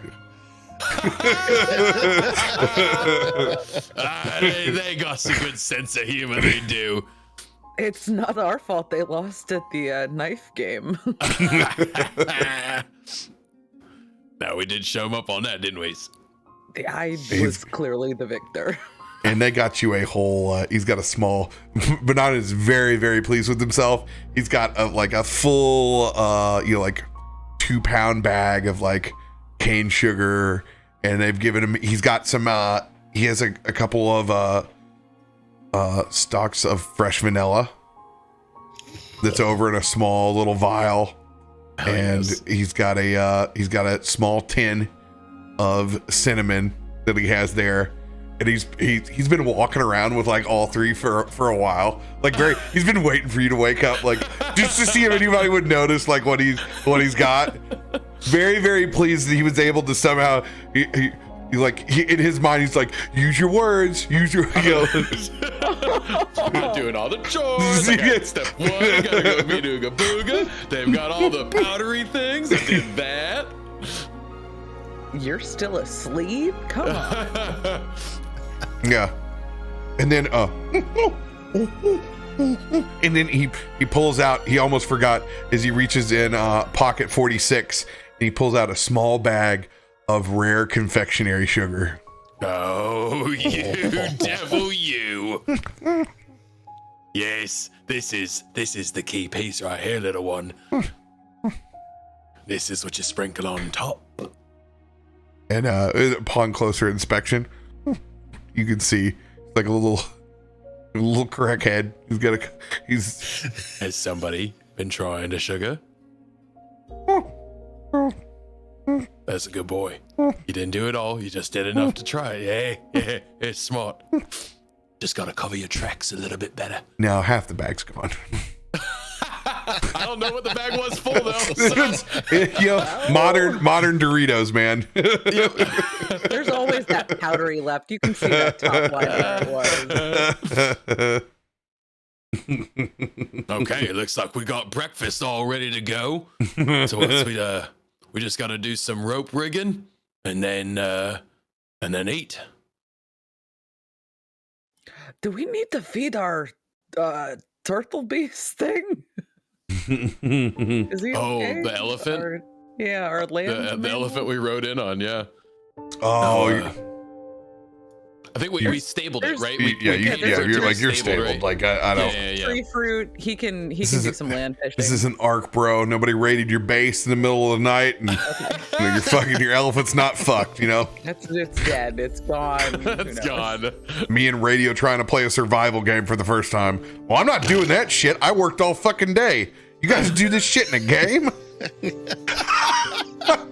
It's just the rib cage picked clean, like upside down. You can tell who fucking works and who doesn't. I can tell you that because my ass did not fucking log on to fucking go to work.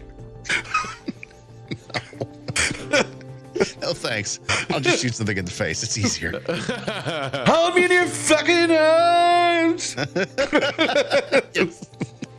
Sorry, I can't pay attention to the kids right now. I'm trying to fend off raiders from a base. They're trying to kill my fucking elephants. Oh, fucking raiders would have been fun. No, you're sitting there cooking mammoth gizzards for fucking 7 hours so you could attempt to ride. Homie, don't. We'll scratch that from the record. That I did not ask that question. Just wink at it, give it a little salute, Just wink at it. Morning. Bad survival game PTSD. It's not your fault, Illia. It's not your fault. We just die from dysentery later. Wanted to ride a dinosaur and threw a spear. Didn't know it was going to be 48 hours in the fucking game before you could do that. Okay. Oh god, that's awful. Me and Radio's gaming life right there. Yep. Great ideas. Terrible execution.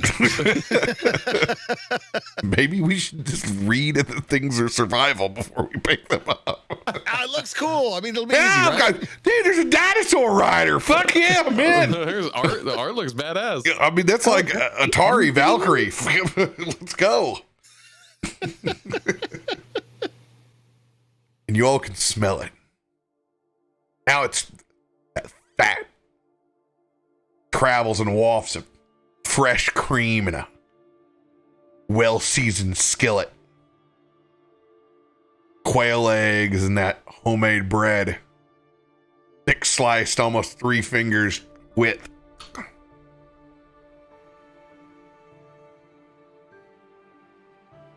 Yoo-hoo!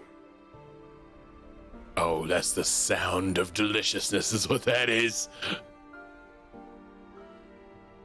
Come on, Bananan.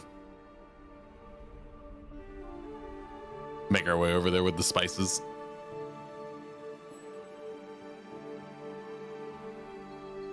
I believe we got some additions for the kitchen. Rest of his list. Yeah. It's a nice new amulet you got there. Oh, yeah. Came to me in a dream literally last night. Is that what we're calling it these days? Yeah, I guess. Thanks, Manonin. Oh, yeah. Thanks for nothing. Sets down the spices. Now go! Go! As you can see the rest of this is hilarious. It's not just you. Almost everyone in the camp has somebody in their group that is indebted to them. Yes. Like you look So over, good. Justice is over there. Even Veus. Veus So is in the Morning Crown. Gaia isn't. Uga is over there. Uga, for sure. And a couple of the other random Aurora's Watch are there. The only ones that aren't indebted are Tyvek and Mogra.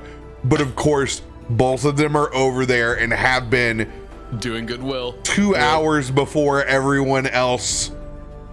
They've gotten a lot. They've gotten a lot of this hemp rope already started. Now at this point, it's just repetition. You know, Yep. they're laying down the line, and it's just you can see it's just long lines of everybody doing it. She's got everybody whipped into shape already. But you know what? As soon as I walk over, she get you with the French toast, didn't she? Ah, fucking hell. Let's get to work. Justice is over. You could tell Justice is sweating absolute hogs over there. He's a pale version of Red that looks like, you know, like chipped off like river shale. Like whatever brightness that he had before. Oh, you can tell he's just absolute dying.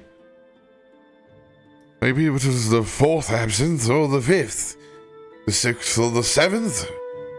I thought the Green Fairy was a fantastic idea inside the Emerald Enclave.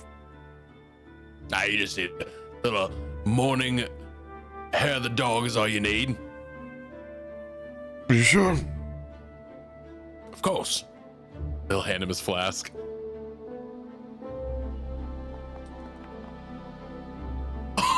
Oh no!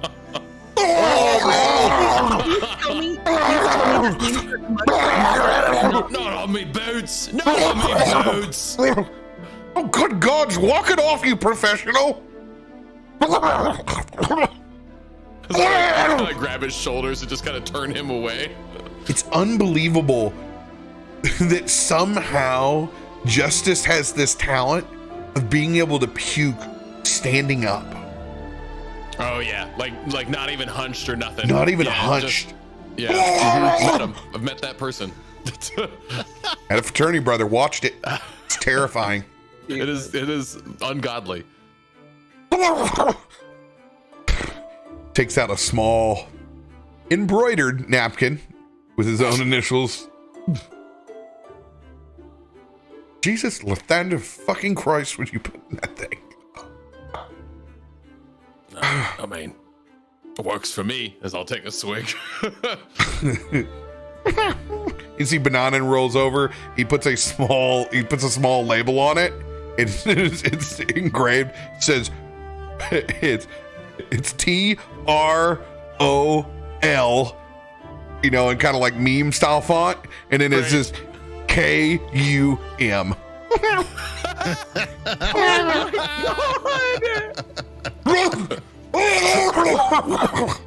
What's Trollcom? Oh. Yes, a good one.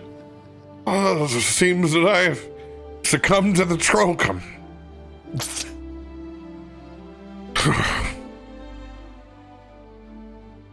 Oh. Surprisingly, feels great in about 30 minutes. Probably exactly what the doctor ordered. Always trust a cleric. You can see there's a plethora of small birds that have come down to a tin. Ralph pile. you can, They're all leaving fucked up before they came because it's all absence that's just been sitting in there. Oh God, Sambuca threw it all it in. looks very similar to if you were down on your luck and you went to lunch a couple of days ago and said, maybe I'll fuck around and find out what Fazoli's meat sauce looks like. And then you find neither meat nor sauce. Yeah. Yep. That tracks. That tracks. How many ropes does this fucking turtle need? Jesus Christ. It's a big goddamn house. Something's got to hold it to this turtle. Lots of rigging. Slowly, bit by bit, but with the community of the entire caravan not able to fucking leave, nor really wanting to until they've gotten a breakfast. You're surprised by the overall amount of sheer fresh baked bread that they've had. You kind of peer in and you look and you can see there's probably a day's worth of mage hands that have been duplicated and casted. Like it is Fantasia on steroids inside there. Just absolutely has had this place, and there are servants in there as well. There are unseen servants, probably about 4 of them. You imagine between cantrips and sheer spell power, most of you would be needing a long rest before you've done anything else. And you damn well know that she went and meditated all night. Come here, Pops. Need you to take over the skillet and watch. I expect nothing but golden brown from you. Oh, okay. He gets up. You can see he's been on autopilot. You can almost weave with his eyes closed at this point. Taking care of rigging. Happy to put on the apron and grab the spatula. Pickles! Pickles! Yoo-hoo! Pickles comes flying in. Yeah.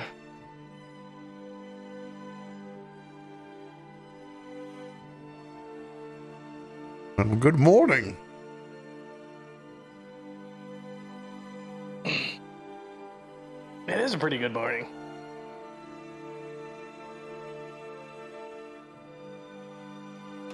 And she just smiles. You're inside the main caravan tent.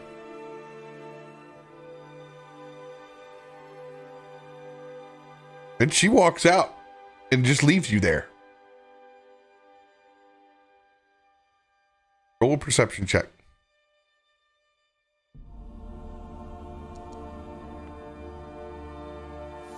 23. As you kind of wait there for a second, looking for her to return.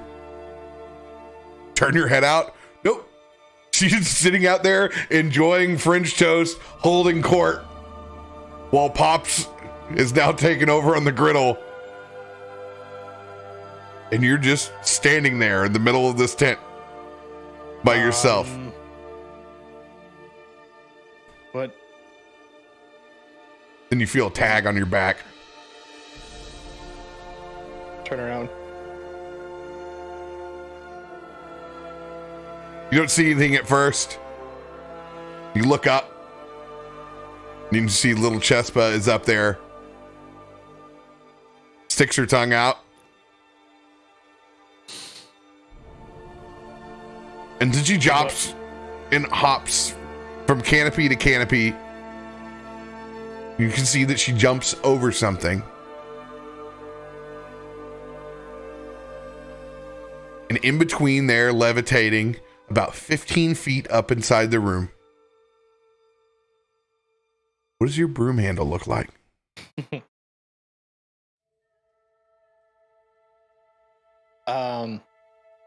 It is coal black. Almost like it's made out of forged iron, but it is for sure the petrified wood that she found. But she somehow managed to find one that reminds him very much of the soot and ash and everything from the Iron Lot district in Hupperduke, which is like the lower district of Hupperduke. And it's where most of the smelting and stuff is done. And the handle is the only like bright and shining part on it, and it ends and it looks like the exact helmet that he has. So the face of the broom that's going to be attacking is like a little face of his big face.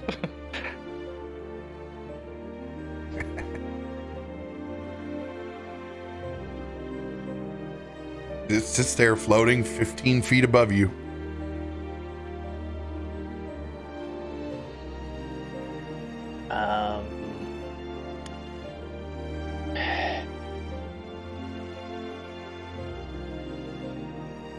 There's usually a word.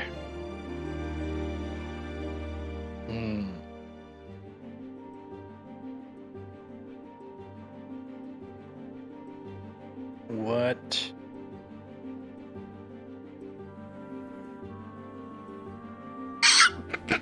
Wonder what the trigger word was.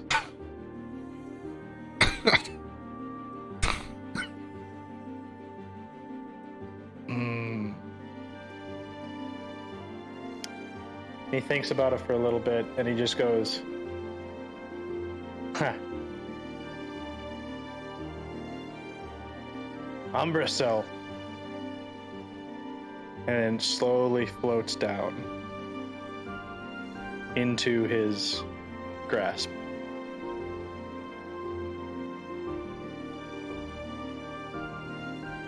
You go to grab it. It's like magnet against opposite magnet. Can't touch it. It came to you.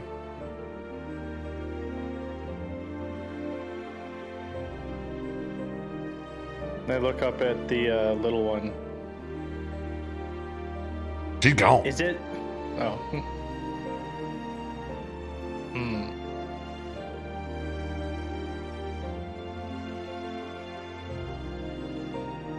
Do I have to just jump on it? Do I have to like tame it?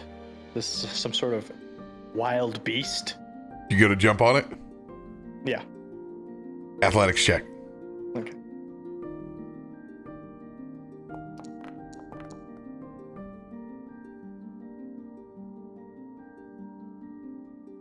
What's your mark of the oof? It didn't register a 20, nor did it register a 1. Yeah, it did. Weird. It's under there. It's under there. Oh, okay. It is under there. Yeah. Yeah. It was That's 19. funny. Yeah. So It's because it's an advantage. It's not. It doesn't count as a Aha. red. Aha. You gotta throw one leg up over the top. Just like a magnet. It swings you around and dumps you on your back. Doesn't seem like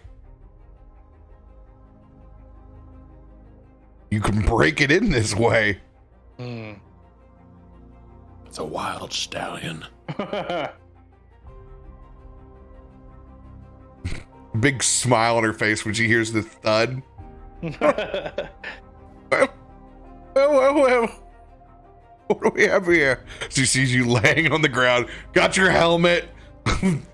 Well, floating, floating broom handle above. And I turn and I look at her and go, "Can I please have the broom?"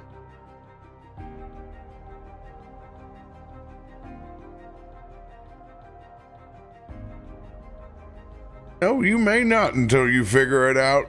She takes a bite of the French toast and she draws the doors. And that purple light. This will be my morning entertainment. She puts her feet up and she starts carving into that French toast to watch you. Try again. Maybe use one of those last brain cells that's underneath deer antlers that you have left. Though you do fall well.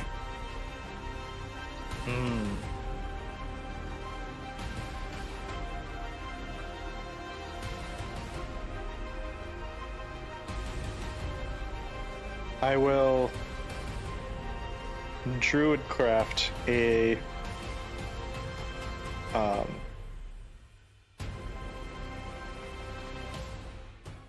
like a I'm trying to think of. I'm gonna druidcraft some bristles and see if I can't like put them in the broom to like fluff it up a little bit more. Offer it a gift with druidcraft. You try to add extra bristles in. They shoot off like pine needles, hitting the sides of the canvas. I guess it doesn't want any more.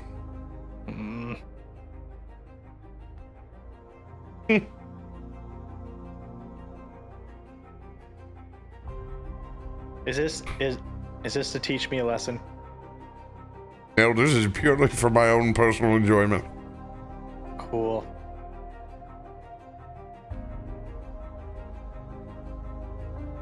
Do you need a hint, Mr. Pickles? I mean, I would appreciate that, yes.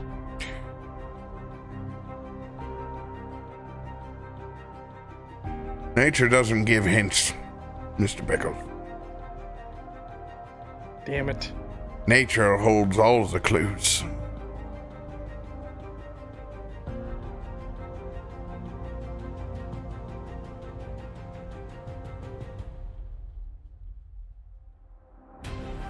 Go ahead and roll just a flat intelligence check.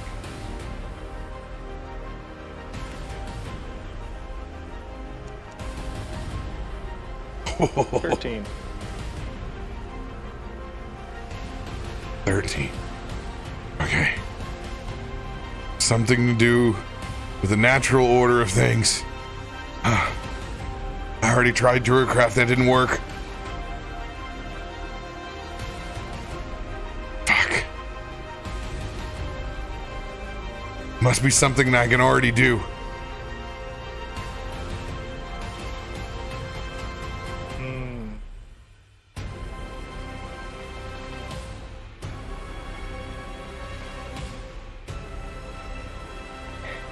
He will take a deep breath, reach into his side satchel, and take out the little bit that he bites off of.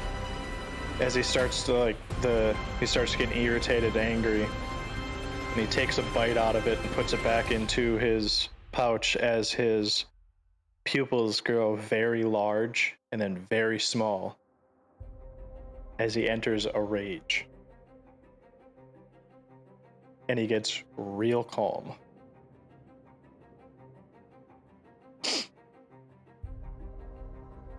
And then I will try and walk up to the broom and try and mount it again. This time when you move to mount the broom, it matches your calm yet intensified demeanor. Now it abruptly moves away from you.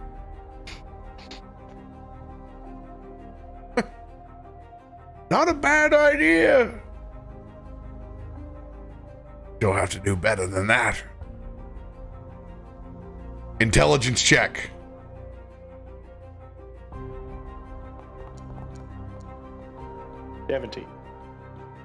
17.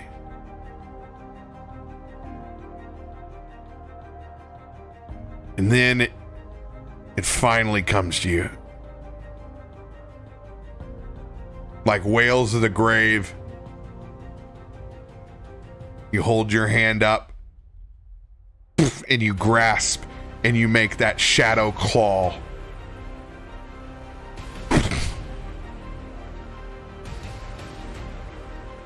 And that shadowy fist grabs onto your broom handle and pulls it into your hand.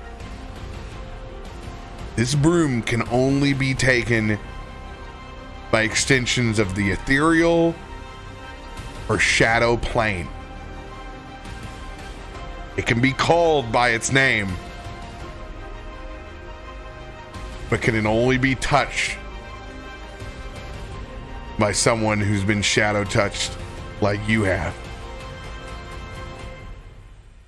Well done, my boy, well done.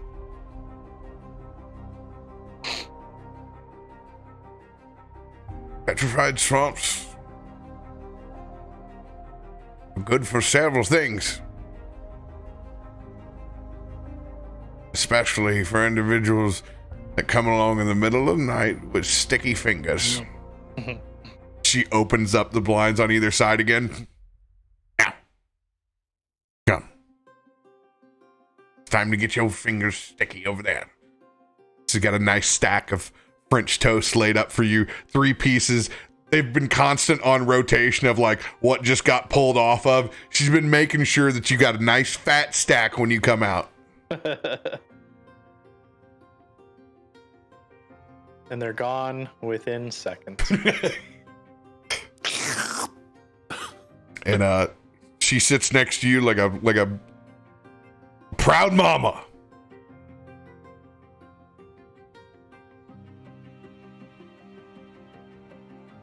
Bananen is very upset that he can't touch the broom. every time he puts his hand like closer to it, it just kind of. The broom is basically Doctor Strange's cloak now. It's 100%. It slaps his hand the third time he tries to reach for it. He's not discouraged. He's just really curious. Yep.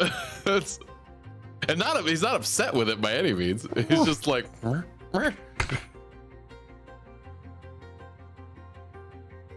Did y'all have to say this is honestly, this is the best French toast I think I've ever had. He starts shedding a tear a little bit. As you tear up, Bananen's been running over and getting the extra pieces of French toast and getting it to Pickles, really trying to butter him up because he's looking for a ride. He's sat on his shoulder more times than he ever has the entire trip. He's just like any pet that knows you have something. It's just, don't forget about me. Yo, he's looking for that ride, yo. He's looking for that first ride. The wind in his furry ears. I just, this really is a chef's feast. Auntie Jala, this really is. As I will use my chef's feast card on the breakfast. Yeah. Which I never, ever, ever remember what it is. Yeah, level plus proficiency? Correct. Cool. So 11. I needed that. And that's for the whole camp. That's literally everybody that's here. I feel fantastic.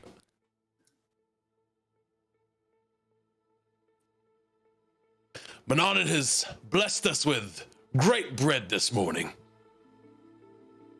Their hands work through you, Auntie Jala.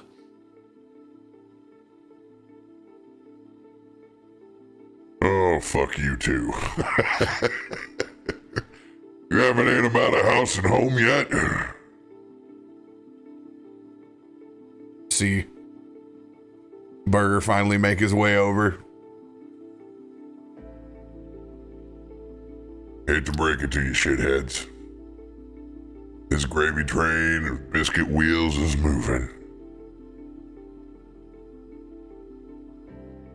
If you need anything, come by and see us. We're headed south. I hear y'all are headed a little bit further east. I'd wish you safe travels, but unfortunately, you're gonna have to deal with the rest of these Aurora Watch shitheads. You won't be able to pee without having a couple of eyes on you. I actually pee better that way. That's what I thought. Fortunately, with your group, that's not a problem. You derelicts. Thought I'd come by and say goodbye to you degens. Pleasure meeting you. I hope we cross paths sometime. Same. Maybe someday we'll launch that business. I always thought about it. You could send a carrier pigeon there, could you come over here, and I could send product out anywhere. It's a pipe dream. Might not be. It's an entrepreneur's world out there. Need some bigger fucking pigeons.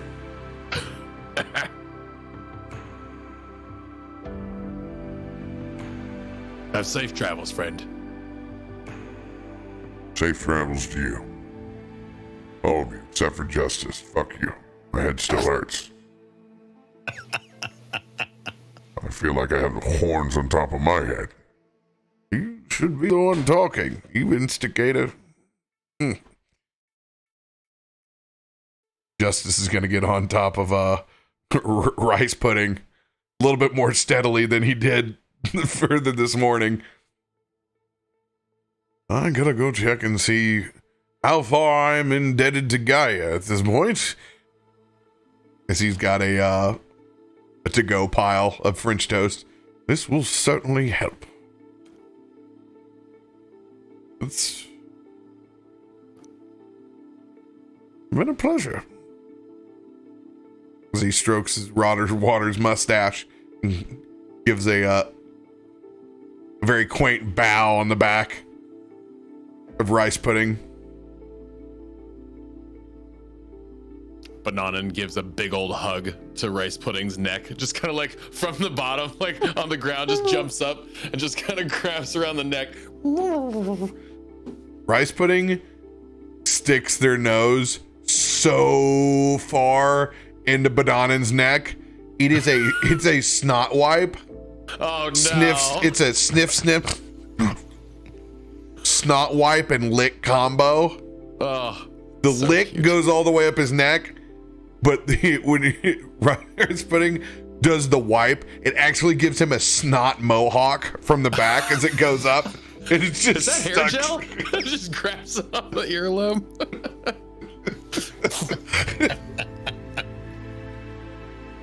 Banana knows none the wiser. Look at him. Look at him. Ah, they old chaps already. Well, isn't that a look? Banana just kind of looks around.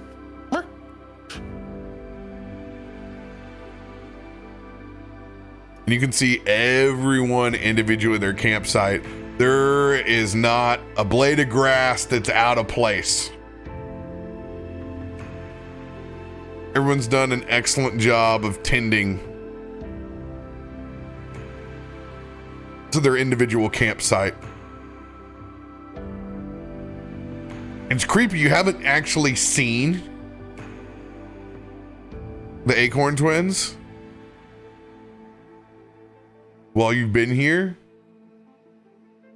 but but it seems like in the morning. Yeah, in the morning. They haven't been walking past, but it seems like every tree that you look past, you can almost see a bit of their face in before it folds into the rest of the bark. And just as quickly as you think you've seen their face and you trace back, this seems like nature's own pattern. It'll be damned if you doesn't feel like you can see their faces every now and then.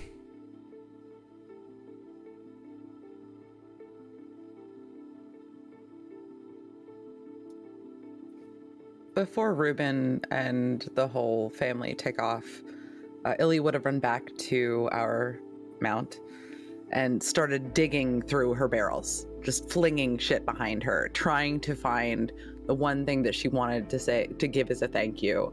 And she clutches this brown paper package to her chest and runs back and goes over to Mama Jala and just, I thank you so much for your hospitality.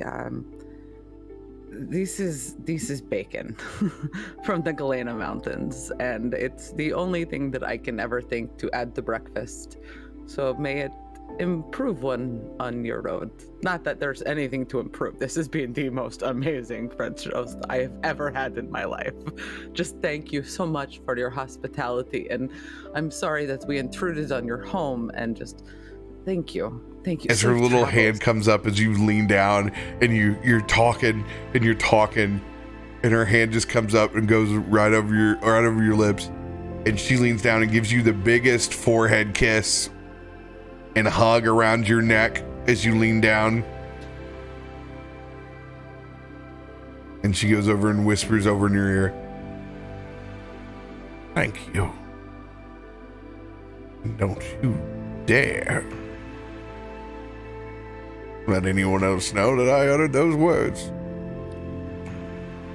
she says with a smile as she parts from your ear. Ilya just winks. Stands back up. You can see she takes that small package. She goes back at, she is hiding that bacon. Oh, she's hiding that bacon. 100%. She's going back. She got that big old grin. You can't give a country mama something gift like that. She goes, he knows that's for a special day.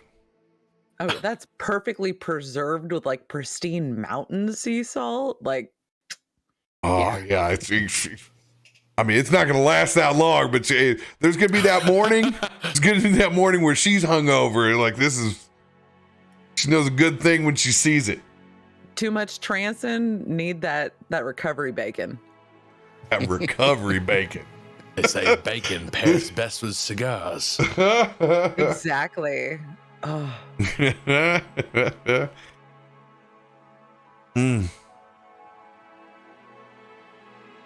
Anyone else doing anything before they wrap up camp?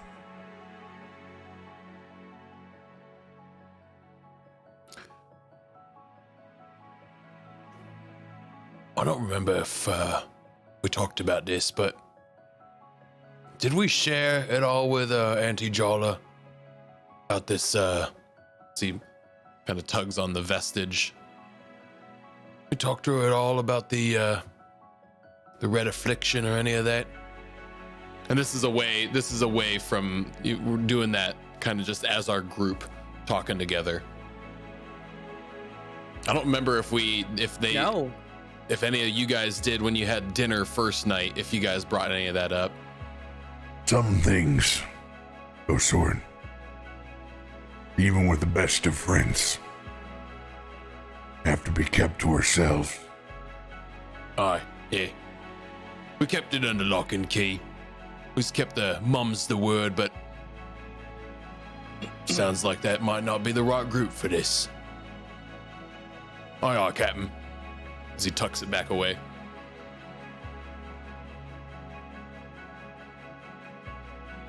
Pickles will go and search out, what was the little girl's name?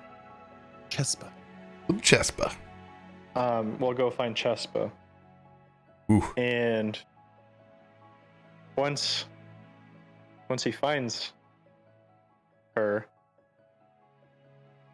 playing a quick game of cat and mouse stealth. We'll just, I would say lean down, but she's probably taller than Pickles. Yeah, you're about the same. About the same. He will take his Medal of the Meat Pie that he earned and put it around her neck and be like, never stop hiding.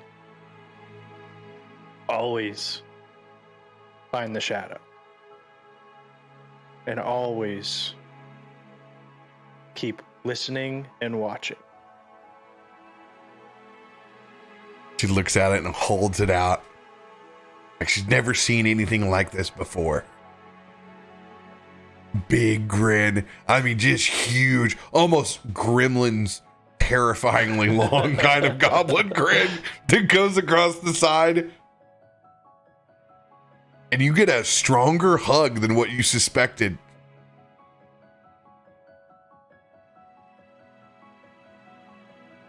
And just as quickly as you get that hug,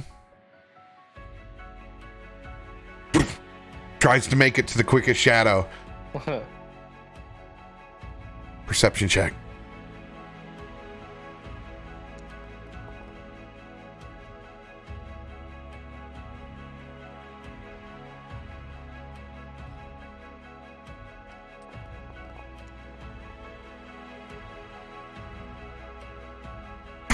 You see her, she tucks in behind. Too predictable at this point. You know that she always goes aerial first. She might have got away with it if she just rolled right underneath that turtle shell. But you caught those little green legs kicking before she's tucked up and over. And you look up top. And you catch for the first time where her hammock's at. And she's got the metal. We've got her little, kind of has like a little room place. There's like a back, like fisherman's netting that's back there. And you can see there's little bits and pieces and trinkets and pictures of all the different people that she's met over the course of the adventure. You can even see one hand scribbled picture of Justice looking very fancy. He's like the red stick figure and he's got the mustache, very meme worthy. And she hangs up that metal over on one of the last pieces and fixates it just right where you can see she's catching the light of the morning sun with it and kind of reflecting it off back and forth. And then she throws back, elbows in, and you can just see that hammock rocking back and forth as she's flicking powdered toast or powdered sugar off to the side. And she has stolen French toast up there and is eating it up off the top. At that point, it's like almost better where it's not like piping hot. It's like just the right temperature to just grab and fold up and just kind of like more flavor, man. Crunch on the outside and then the sogginess where the syrup just soaks in the middle, and it's like the perfect breakfast taco. Is French toast open right now? Oh, I'm making French toast after this. I know. I'm gonna have to like go to fucking Huddle House. This is horrible. I hate you. It's 2:00 in the morning. The only thing that's open is Waffle House, and I'm not. They got French cheese. I'm not going to the ghetto. We're not doing this. If I was in town, we were going to the ghetto. Oh no! If I had anyone here, I would happily go to the ghetto. I'm not going to go to the ghetto on my own as a thick white girl. Like, I'm not.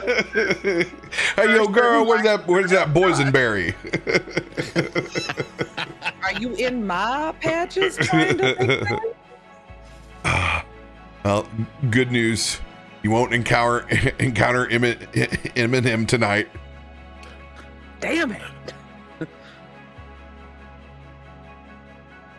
Anything else? Fond memories looking at quite a remarkable family. And just kind of piecing together, like, they're a bit ramshackle, as is our group. But people kind of fit together. Like a weird puzzle.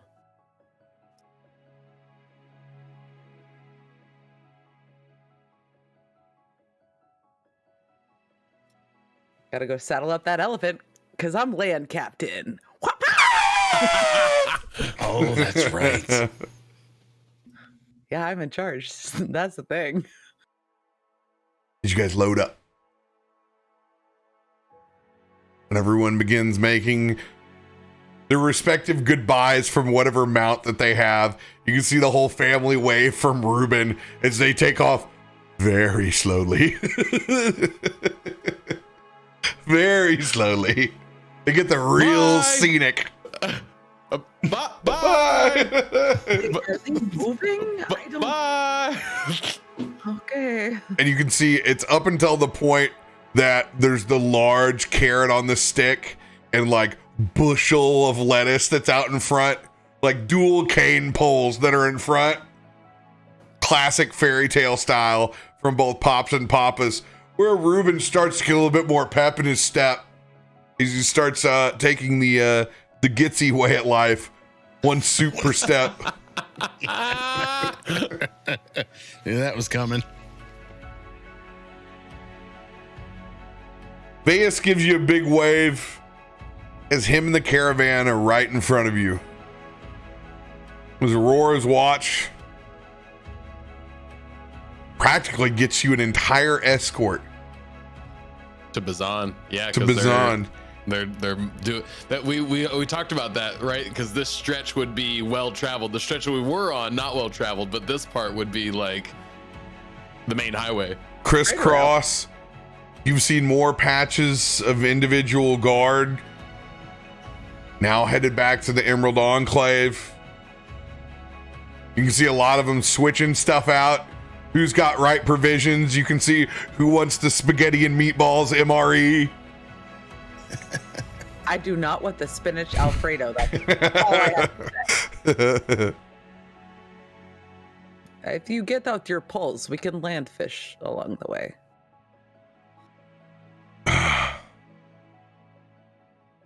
You guys have a completely uninterrupted trip. Uneventful, constantly surrounded by Roar's watch in some capacity.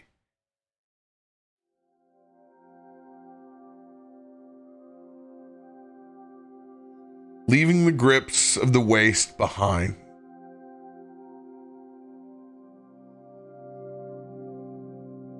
Jutting out, you can see those rusty orange mountains, the eastern Yorhas. You see tall spires, black stone. Beneath those long spires, a vast gate of blocks that flow into a military outpost. Was on.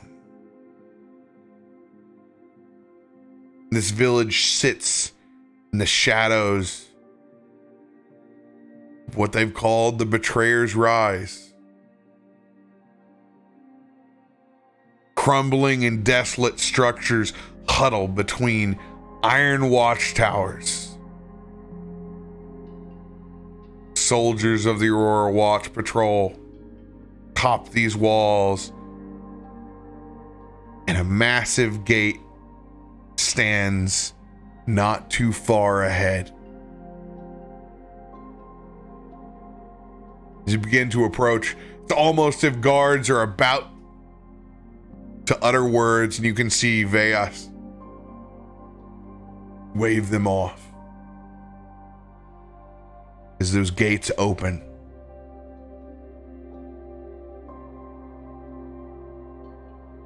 And you pass through to this strange shadow-touched village. A strange vibe. If you've ever been someplace that just didn't quite feel right.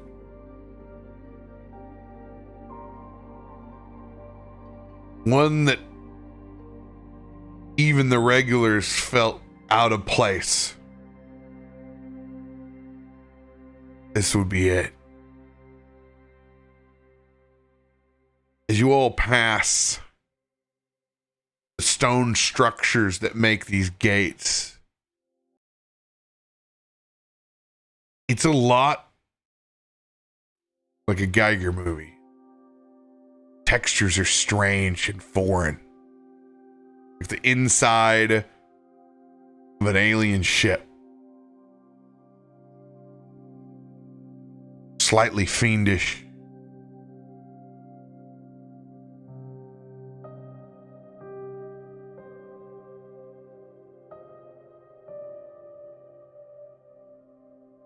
You see this.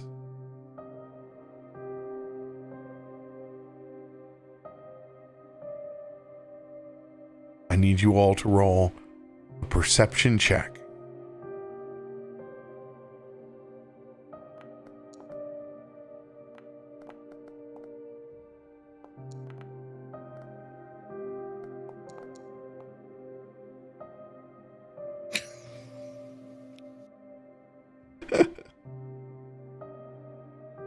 Shackleman. For some reason, you spin around on the elephant and look back as you pass that first gate. You can see the moss growing up on the sides of the stone towards the shadowed side as it flows from a familiar green to a blood red.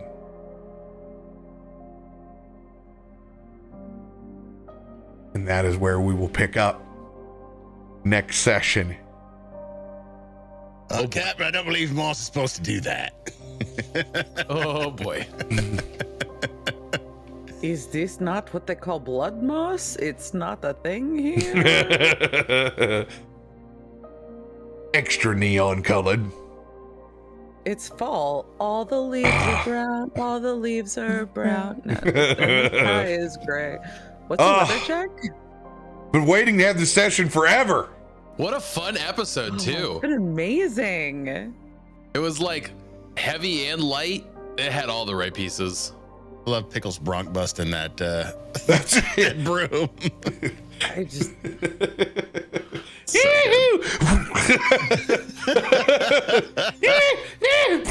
Yeah.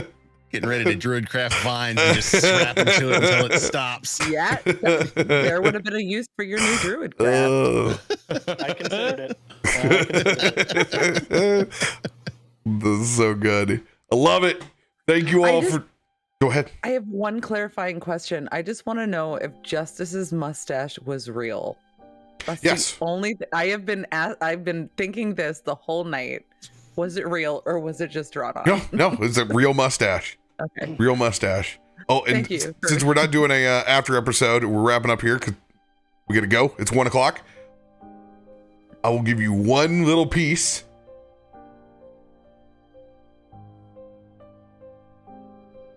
There's no gift given to Solomon, not because he's me. Interesting. He also said no gifts though. He wanted nothing gift or boon. No, that's what he said. But it specifically did not happen. He made sure Not his dream. that no one got to his dreams. Oh, mental blocks. Huh. Is his house of cards beginning to be difficult to hold? Yeah. Oh, this is gonna get real good. His exact words used were, "Not everybody needs to know everyone's secrets." Yep. He keeps building upon the biggest one that he has to keep. Oh god, that dam's gonna break. Oh, is that gonna happen? Oh yeah, it's fucking sooner than later, no doubt. It's starting to get there more. Closer the vestige gets to the scholars, I'm sure. The crescendo. Yeah. So there's your after note. We love y'all. We'll see you for the commission game on Sunday. Woo, woo, woo, woo. Sunday. Have a good weekend, y'all. We love you.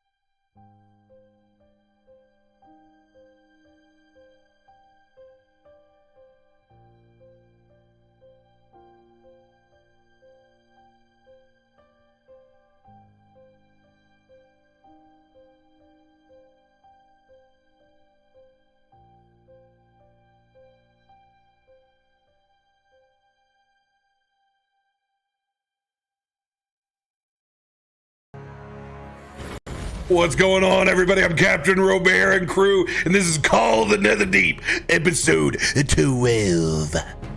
Happy Thursday. Here we go.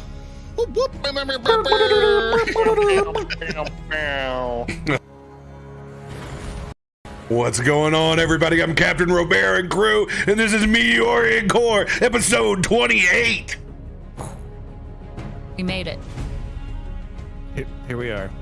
28. We are alive, and now we're in jail. Yes. Well, not yet. We've been offered an option to go to jail. But if you think about it, that's like free food, free bedding, no bills. Like, That's a good point. But we're infinitely rich. Yeah. I mean, Yeah, that's also a good point. all right, then yeah, let's go to jail and just post bail. Easy. Or you guys are going to jail. What's bail? Name the Doesn't price, matter. any price. Ah, damn it. I mean, it is really water deep. After all, you could be like, yeah, so what's your price, you know? I'll give you an innumerable amount of money if you just let us go. I'm listening. I just said it. I hand Money's over gonna solve all gold. our problems. Put on my robe and wizard hat. Can we just hire adventurers to do our problems for us? Actually, that's a great point. Why the fuck are we doing shit? 100%. You're outsourcing? I think we're so done. Another game of D&D. I'm pretty sure we got an agency that can do that. Oh my god. Yeah, Time to this is retire. fine. Actually, we're actually cool giving this up. The IBCC has finally created its own C team right Yes. now, right? It's a beautiful thing. It's like an I've episode of Rick and Morty. already got a new Maybe. character rolled. I can just slot in with the new crew. It's Reginald's the captain. Oh, Reginald. Reggie. Can Reggie learn a language? Ooh. This Can is he learn a actually a language? good question. Does Yeah, he of still know course. the same languages as he did before? Yes, He can. you guys. What? Did you hear that? You guys have contained the same memories, even though that you have transferred into this new being. But yeah, so he still lives with the guilt that he was a feral animal. So only the outside is different. The inside is still the same. I'm thinking more about the whole thing of like him and I still share horrifying language nonsense. I don't know if I'm allowed to say what languages I speak. I don't know. You're Well, allowed to say anything you want. Yeah. Who's gonna stop you? Yeah, no, him Go and I to still jail, share. Bife. That's Language. That's not illegal. suspicious at all. D&D jail Do immediately. you speak jailer? No, we both Gabagool. speak deep speech, so it's this horrifying fall You around just me all speak eldritch really like low. I also speak deeply. Yeah. Undercommon is Simlish. What would that be? you know, it's all of that shit, you know. It's like when Dory speaks Come on. whale. No. We need your help.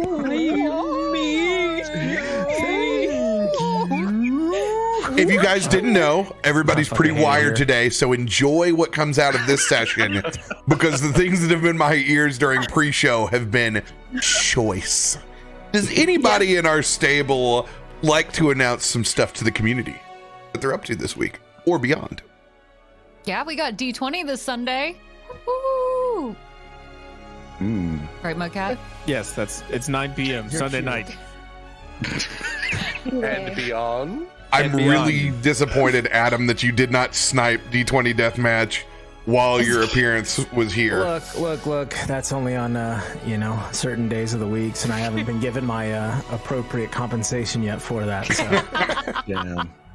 Checks in the mail. Yeah. Okay. All right. Good. We'll just send you a Snail pen. Is that mail. okay? What a hustler! What a hustler!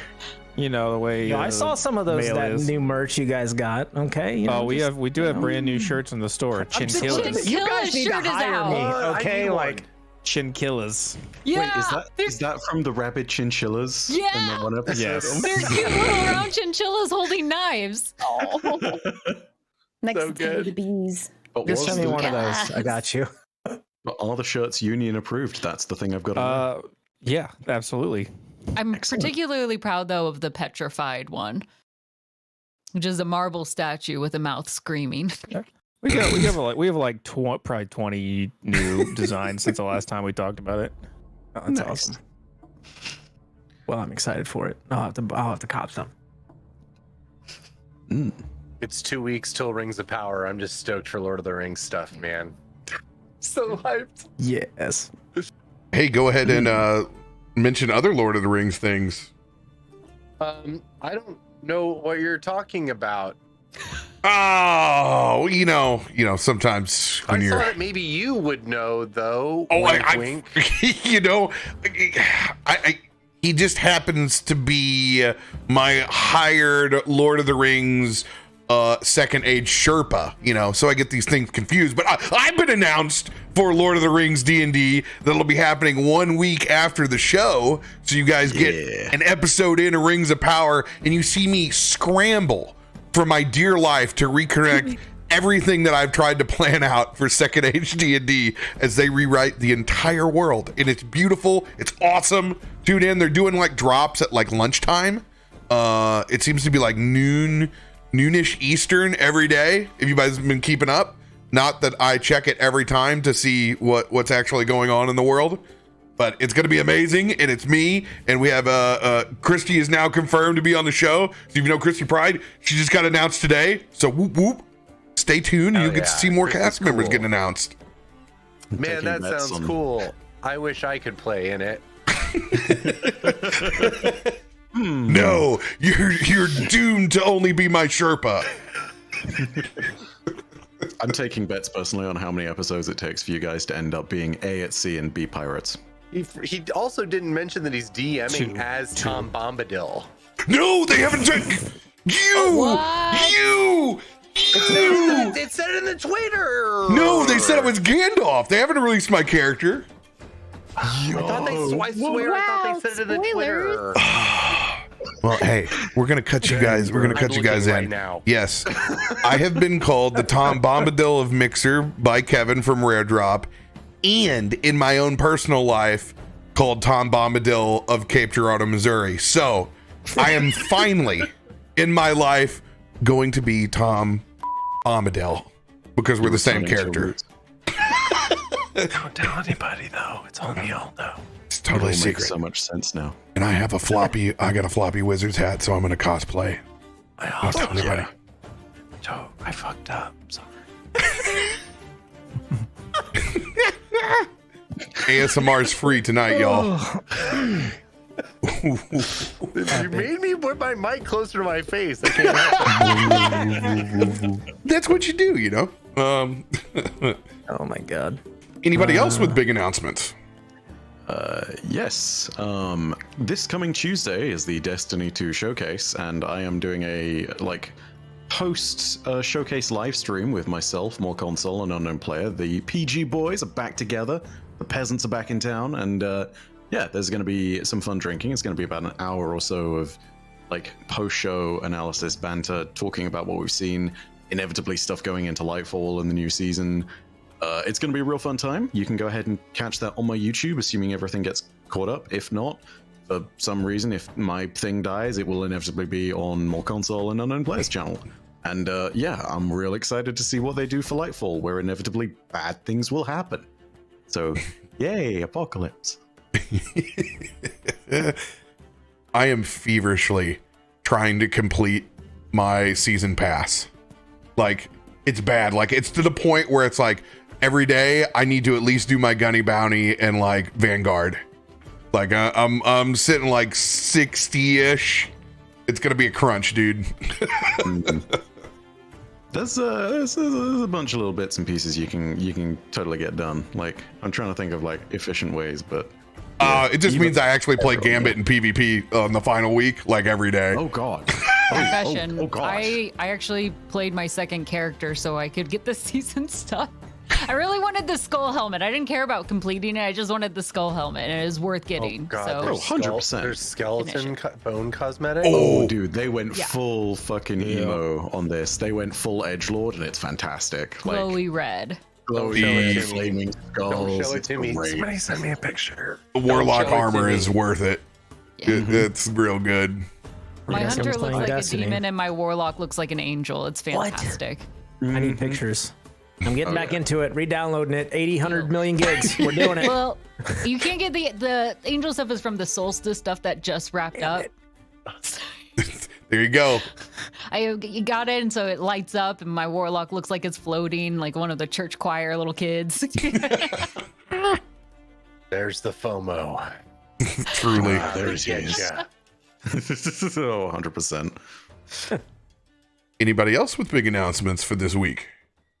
Yeah, I was going to say that on this day in 1587, Virginia Dare became the first child of English parents to be born in the present day America on Roanoke Island in North Carolina. So that's cool. Thank you, history major. You're welcome. I'm so smart. Do you have like one of those little calendars on your desk, or you rip No, I off a just page? Googled something. Oh, okay, cool. I like it better if you had one of those little calendars on your desk where you rip off a little, you know. It's just payback for my Hiram character when I pulled up fortune teller generator, Joe Rogan generator, and would just spout off whatever it would say. You need to when you talk to him again, you need to get like an Andrew Tate generator. Oh, that's gonna be coming. That's The Jordan Peterson generator. So after this episode, we're actually going to be into Netherdeep, so there'll be an hour break in between, and we got the band back together again this week, so that is awesome. We're going to play some Netherdeep and get back into that campaign, and then we will take a couple of days breaks. I'm going to go to the lake, and then lovely folks on the commission campaign over here on this channel are going to be playing. So Sunday, you got more D&D than you need to shake a stick at. You get to hang out with the community members, and then turn on D20 Deathmatch. So you guys got a good Sunday programming now that Westworld is gone. What can I say? And yes, of course, we got guest Adam for a full episode. So thank you for coming on, Adam. I appreciate you very much. And Hey, just happy to be here with these incredible human beings that are phenomenal role players and people. So I just feel happy to be here, and also don't kill me. That will depend. Are you going to jail? I spent the What last else? week Yeah. designing a character that could one-shot you, so That also tracks with you. Hey,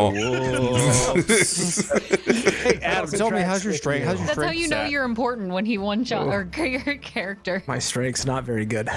Oh, good. That's what I was hoping. Or is it? Oh, Doesn't really matter. Oh my Did god. you- The only thing I want to say is that I finally am back in my move and set up. So I started streaming. I mostly do GTA RP. So if you want to check that out, twitch.tv/ArcaneAdam. Feel free to swing by, or whatever. I play ridiculous characters. I know you're on Monday nights. Yeah. Your big one. What's your main? I do a cop named Dewey Do Right. Hi, I'm Dewey. I'm just wholesome, and I'm a police officer, so I'm just protecting. But also, if women come up to me, I get nervous, so I kind of have a problem. he's got a fresh bowl cut too. Yeah, and he's got a bowl cut, and he's adorable, and he's just a lot of fun. And yeah, so if you want to, cool. If not, that's fine too. You were very That's the calm in spirit. handling a dude that came by with a lot of bloody stab wounds. Look, Dewey's seen some stuff, okay? I liked it.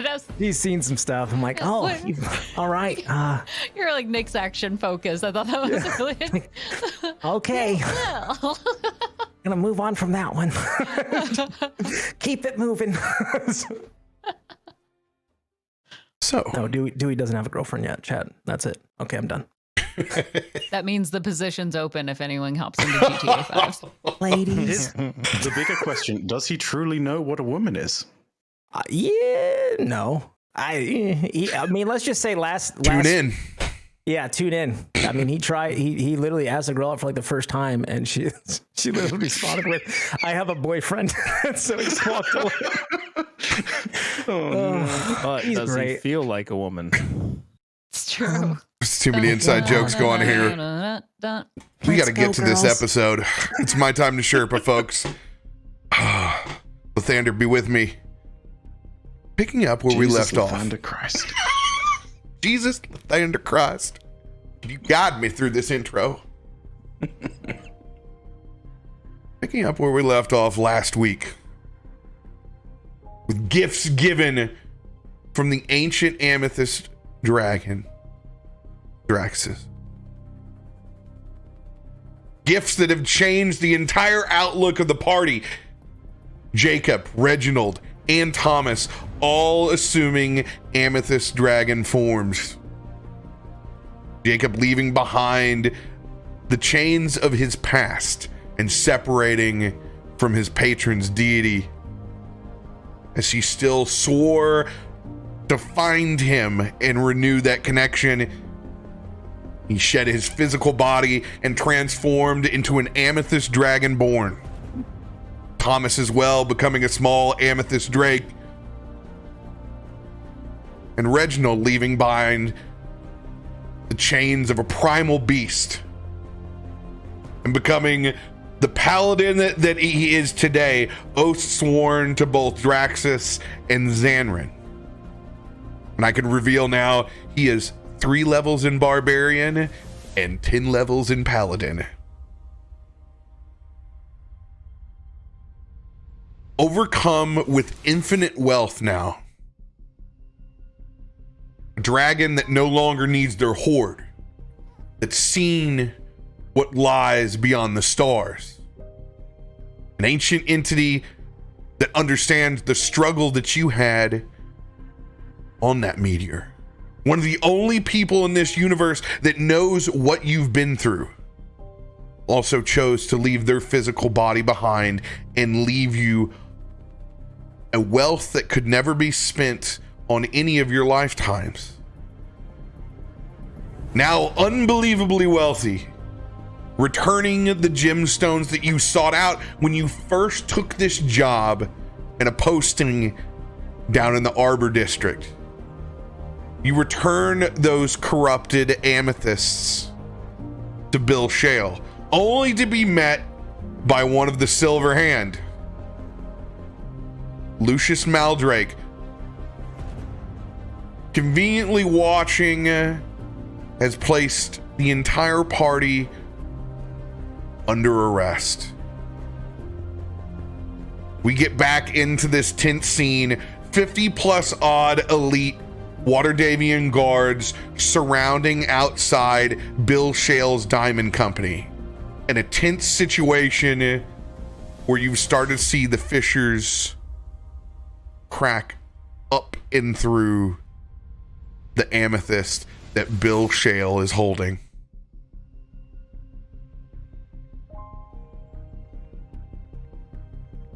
Toph is going to try to sneak out. Just quietly, but he is within eye level. I'm just gonna say it gently like that. And kind of look over like, let's get out of here. And he not looking at Toph?